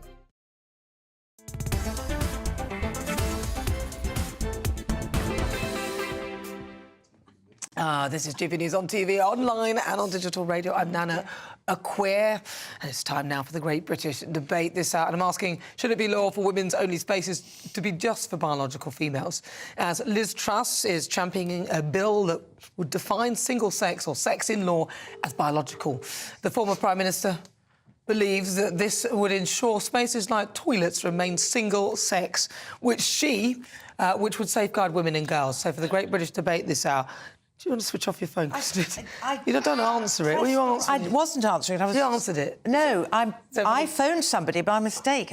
They answered. Don't go there. They answered it. I'll tell you who it was, actually. No, actually, go on. Liz Truss's advisor. Never. I promise. Really? What did she say? Answer it. Ring her back. No. Oh, you rang her back? I rang him by mistake. It was a video call. I saw his forehead. Yes, I'm so sorry.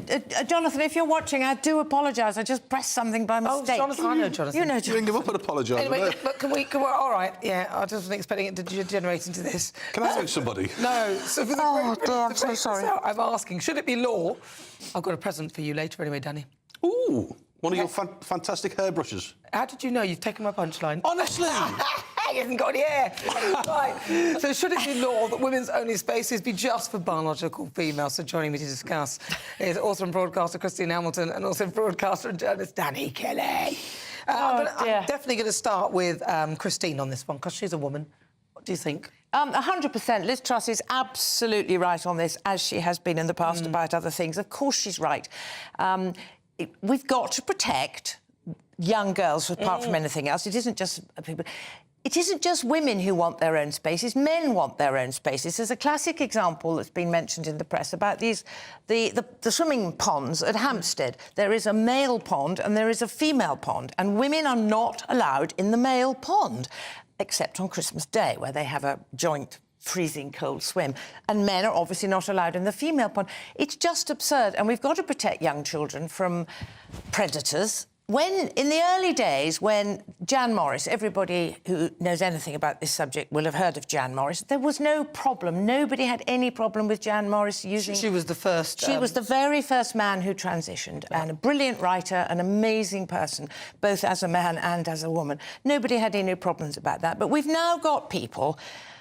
I'd probably better not mention them, but we all know the SS, the male, Sam somebody, Sam Smith, I didn't know I was allowed to mention him, who pushes the boundaries, and just because you stick on a skirt and put on a wig, and the Isle of Woman up in Scotland does not entitle you to go into female-only spaces. But I don't think Sam Smith goes into female-only spaces. He's a they. Does he? He's a they. He's not a she. I can't call him But we've got to close...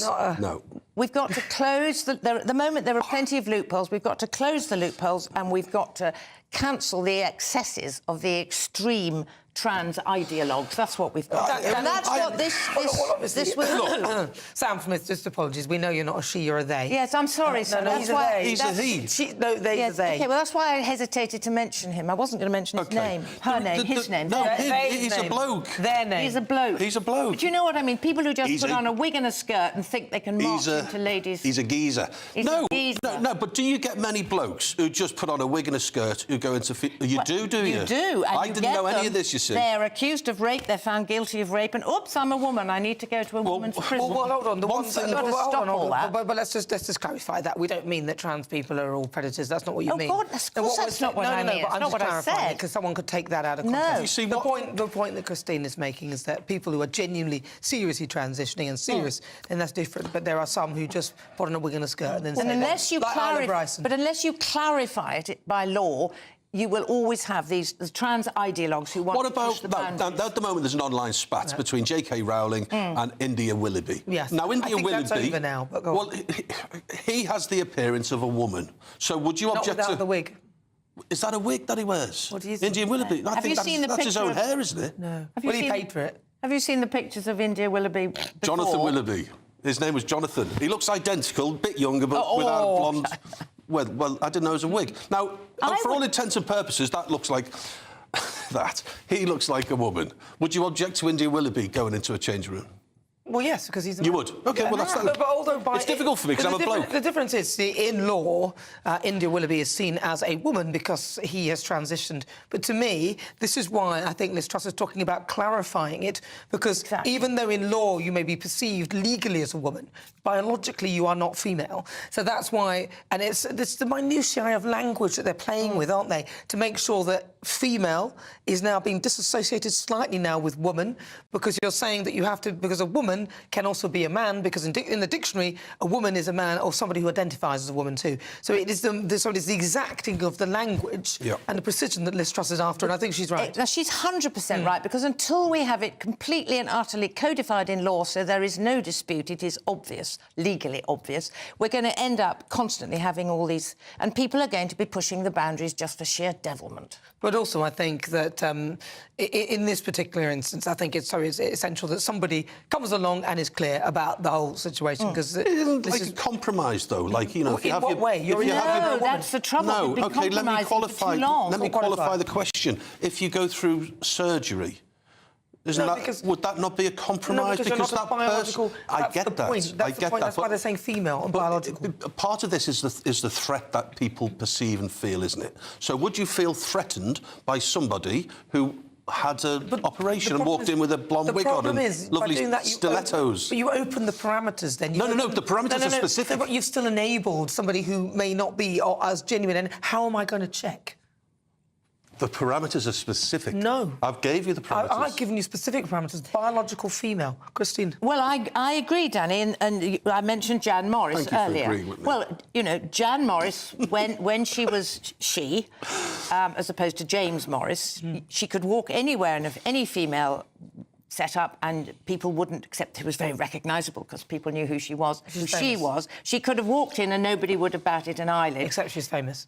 Except, exactly. Because so is she a he or a she? He's a he. She's the transition. She's been through all this. But she, yes. So he's now a she in your books? Well, no. You asked me the question, so I'm just saying well, what the it is. question is, surely, if you have a complete transition and you look to all intents and purposes like a woman... This is my point. Then where do you go? If you're not allowed to go to the female lavatories, you can't walk into the men's because you look like a woman. That's a great point. So have you ever seen the unisex toilet where anyone can go? But they don't We're talking about changing rooms. They don't have those everywhere. Well, then, in that instance, yeah, hopefully you've got one that has a... I think perhaps then organisations should be compelled to have... If you have changing areas, there has to be somewhere where you can change without being watched. But this was never, ever a problem in the past. And we're talking about an infinitesimal number of people who are genuinely trans. And it's because of the ideologues who have pushed it too far and people who just... OK, but this shows nothing without you. That's why we've got to have a law to codify. Thank you for agreeing with me as well. We need to be specific. Let's welcome two of our great British voices, their opportunity to be on the show and tell us what they think about the topics we're discussing. Let's go to Julie Ford in bedboard chair. Julie, what do you think? Is Liz Truss right? Do we need specific biological female-only spaces?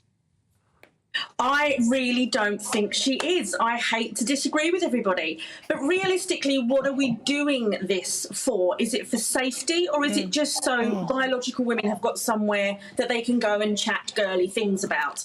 For me, women can be just as predatory as men. So if it's safety, then how do you police that? Just because somebody has transitioned doesn't necessarily mean they think like a woman.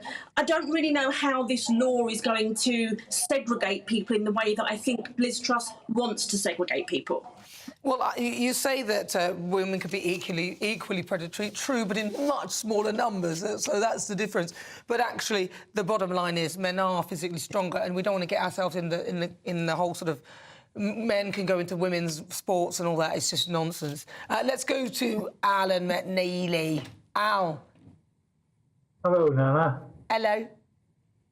Yeah, I'm not really 100% sure. We've had single-sex spaces for men and women for decades, for years, for very good reasons.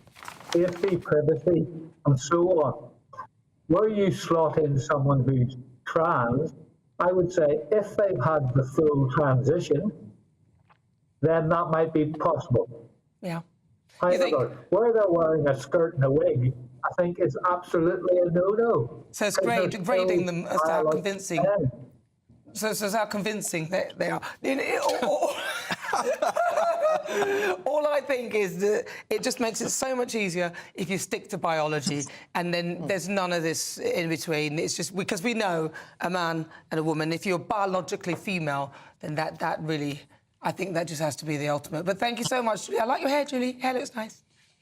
Nice to see you, mate. All right, that's Julie Ford there and Alan McNeely there, our great British voices. This is GB News on TV, online and on digital radio. Coming up, Supplement Sunday, where you'll hear the thoughts of my panel, author and broadcaster Christian Hamilton, and also broadcaster and journalist Danny Kelly.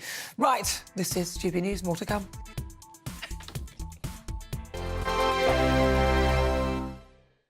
Hello there, welcome to your latest GB News weather forecast on the Met Office. Well, looking ahead to the new working week, it's going to remain fairly changeable across the country, but increasingly mild. As we end this weekend, we still got low pressure in charge, and with winds coming in from the east, it's still feeling pretty chilly out there. The rain, what we have seen today, will gradually weaken as the night goes on, but for most of us it's going to be a rather cloudy and murky night. But with the cloud cover, it will be frost-free as we go into the small hours of Monday morning. Chilliest the conditions up across the very far north of Scotland. And in the south, temperatures not falling much lower than around 6 or 7 degrees. So Monday morning is going to start off on a rather grey and damp note across the country. And really, as we go through the course of the day, sunshine's going to be at a premium. Best of it down towards Devon and Cornwall. Channel Islands also not doing too badly. But for most of us, it is going to be a drier day. Not completely dry. We will see some rain, especially across western Scotland. Maybe at times across the very far east of England too. Temperatures a little bit up compared to Sunday. Temperatures in the southwest could just reach 12 degrees. Into Tuesday, we see another band of rain beginning to spread in from the southwest, and that really sets us up for a bit of a northwest-southeast split as we go into the middle part of the week. Northwestern part seeing further rain at times, but in the southeast, turning increasingly mild.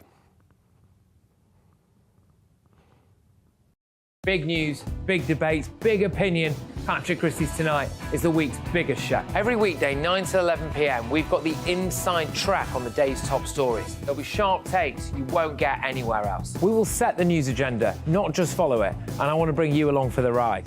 Whatever it is, we'll have our finger on the pulse. It's news, but it's this close to entertainment. Patrick Christie's Tonight, 9 to 11 p.m, only on GB News, the People's Channel, Britain's news channel.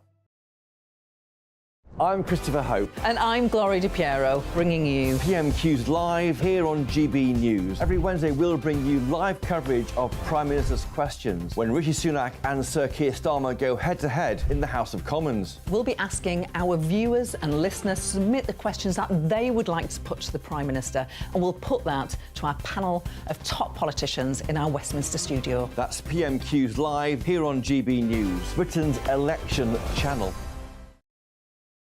I think the most exciting bit for me is talking to people. People who I think are ignored often by the major news channels.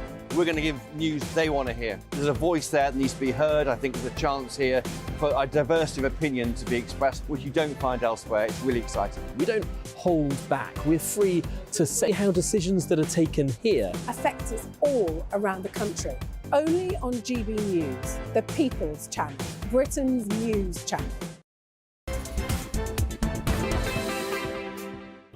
Hello, good afternoon. Welcome to GB News. Coming up to the evening, actually. I'm Nana Akua. We're live on TV, online and on digital radio. Sorry, my panellists are talking. Of course, we celebrate Mother's Day today, lots of gifts and things like that. So Mother's Day is a very special occasion. So let's see what my panel make of that. And, you know, happy Mother's Day to my mum and Christine and Danny. Well, I went round to see my mother. I'm blessed with the fact that my mum is still here. You are.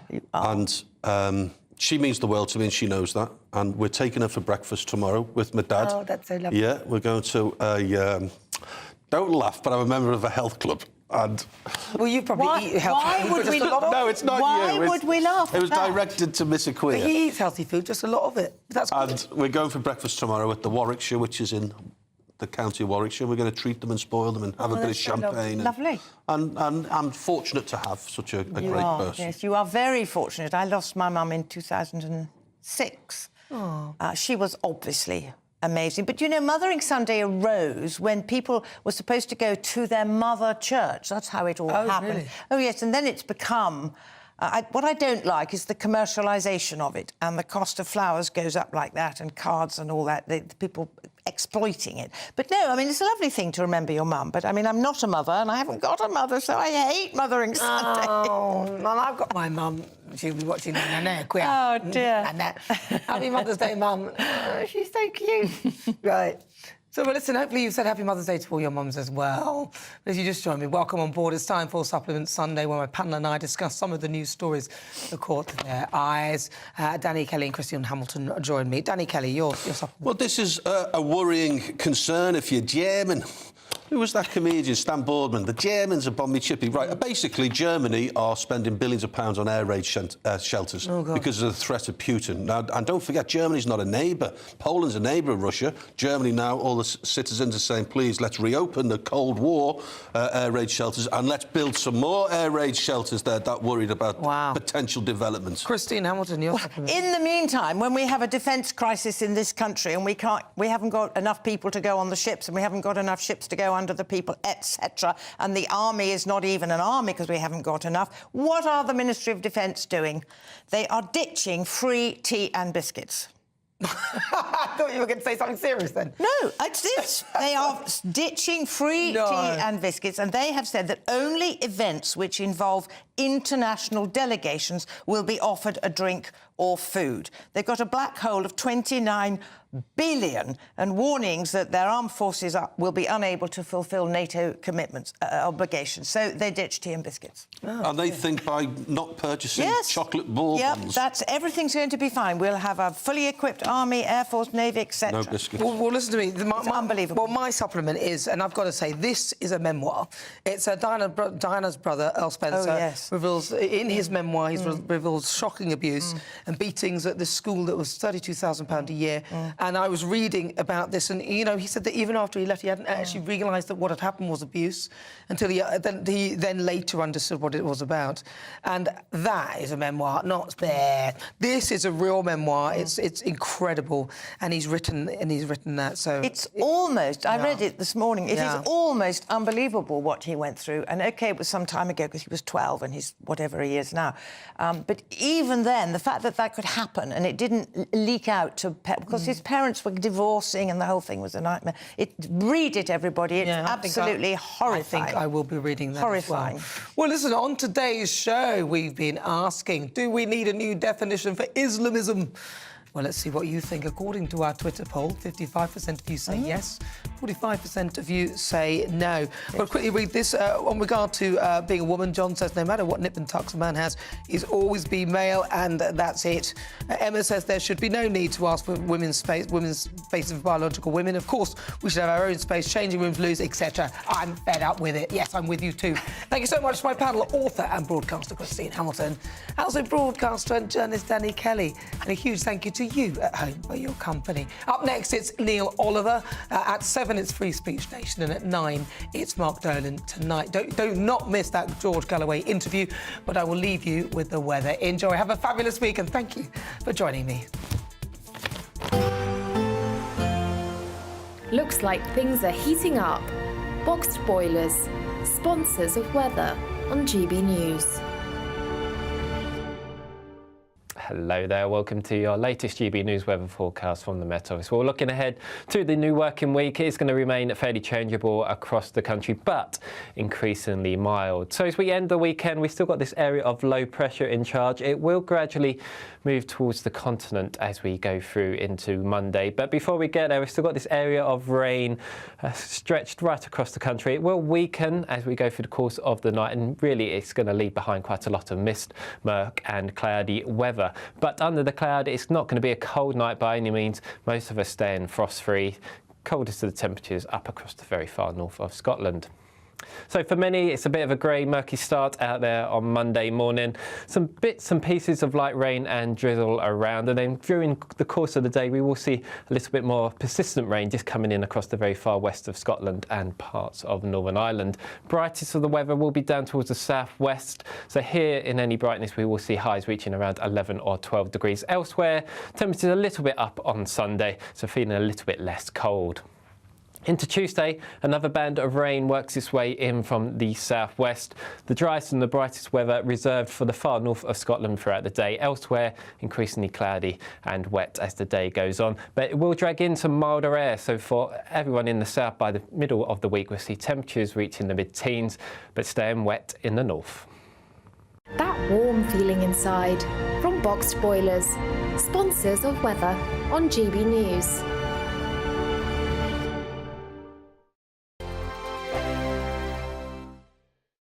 We have a ton of top prizes to be won in our spring giveaway. There's a massive £12,345 in tax-free cash to spend however you like, along with £500 in shopping vouchers for your favourite store, a games console, a pizza oven and a portable Sonos smart speaker. And the best news? You could be our next big winner, just like Phil. Whoever wins it next is going to be as happy as I was, and they're going to get even more money this time round, so why wouldn't you go in the draw? For your chance to win the vouchers, the treats and £12,345 in tax-free cash, text prize to 84902. Text costs £2 plus one standard network rate message, or post your name and number to GB03 PO Box 8690 Derby DE1 9TT. UK only. Entrance must be 18 or over. Lines close at 5 p.m. on Friday the 29th of March. Full terms and privacy notice at gbnews.com/win. Please check the closing time if watching or listening on demand. Good luck.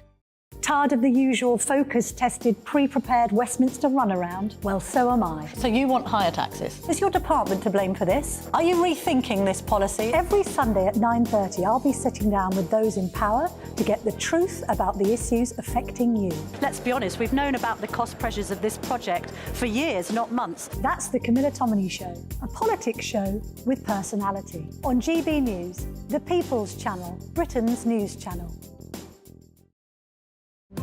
GB News is the home of free speech. We were created to champion it, and we deliver it day in, day out. Free speech allows us all to explore and debate openly the issues most important to us, our families, and of course, the British people. Having challenging conversations to enlighten each other. Which is why we hear all sides of the argument. We are the People's Channel. We will always stand by the freedom to express yourself. On TV, radio and online. This is GB News, Britain's news channel. I'm Michelle Dewberry, and I'm not here to tell you what to think. I'd much rather hear what you have to say. So, send in your opinions to gbviews@gbnews.com. Keep them clean, and you never know, I might read them out. With my panel here on Jubes & Co, we debate, we get stuck into the issues of the day on a show where all views are welcome, especially yours. GB News, the People's Channel, Britain's news channel. 2024, a battleground year. The year the nation decides. As the parties gear up their campaigns for the next general election. Who will be left standing when the British people make one of the biggest decisions of their lives? Who will rise? And who will fall? Let's find out together. For every moment, the highs, the lows, the twists and turns. We'll be with you for every step of this journey. In 2024, GB News is Britain's election channel.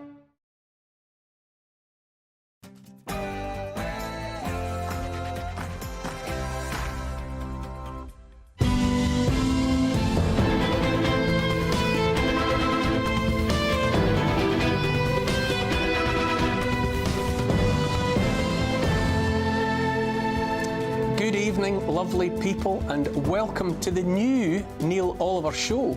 Let me know if you can spot the difference on GB News TV, online and on radio.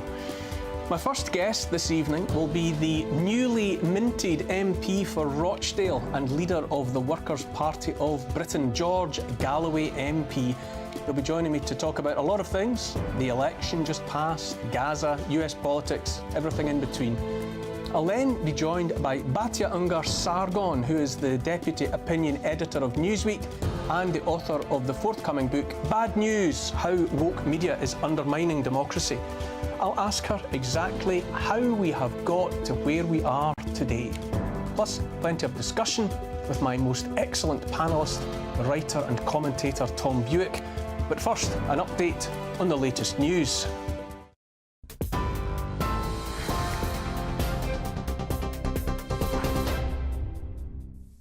Good evening, I'm Ray Addison in the GB newsroom, and we start with some breaking news tonight. 2 people have been arrested on suspicion of preventing a lawful and decent burial in Yorkshire. Branches of legacy independent funeral directors in Hull and East Riding remain cordoned off.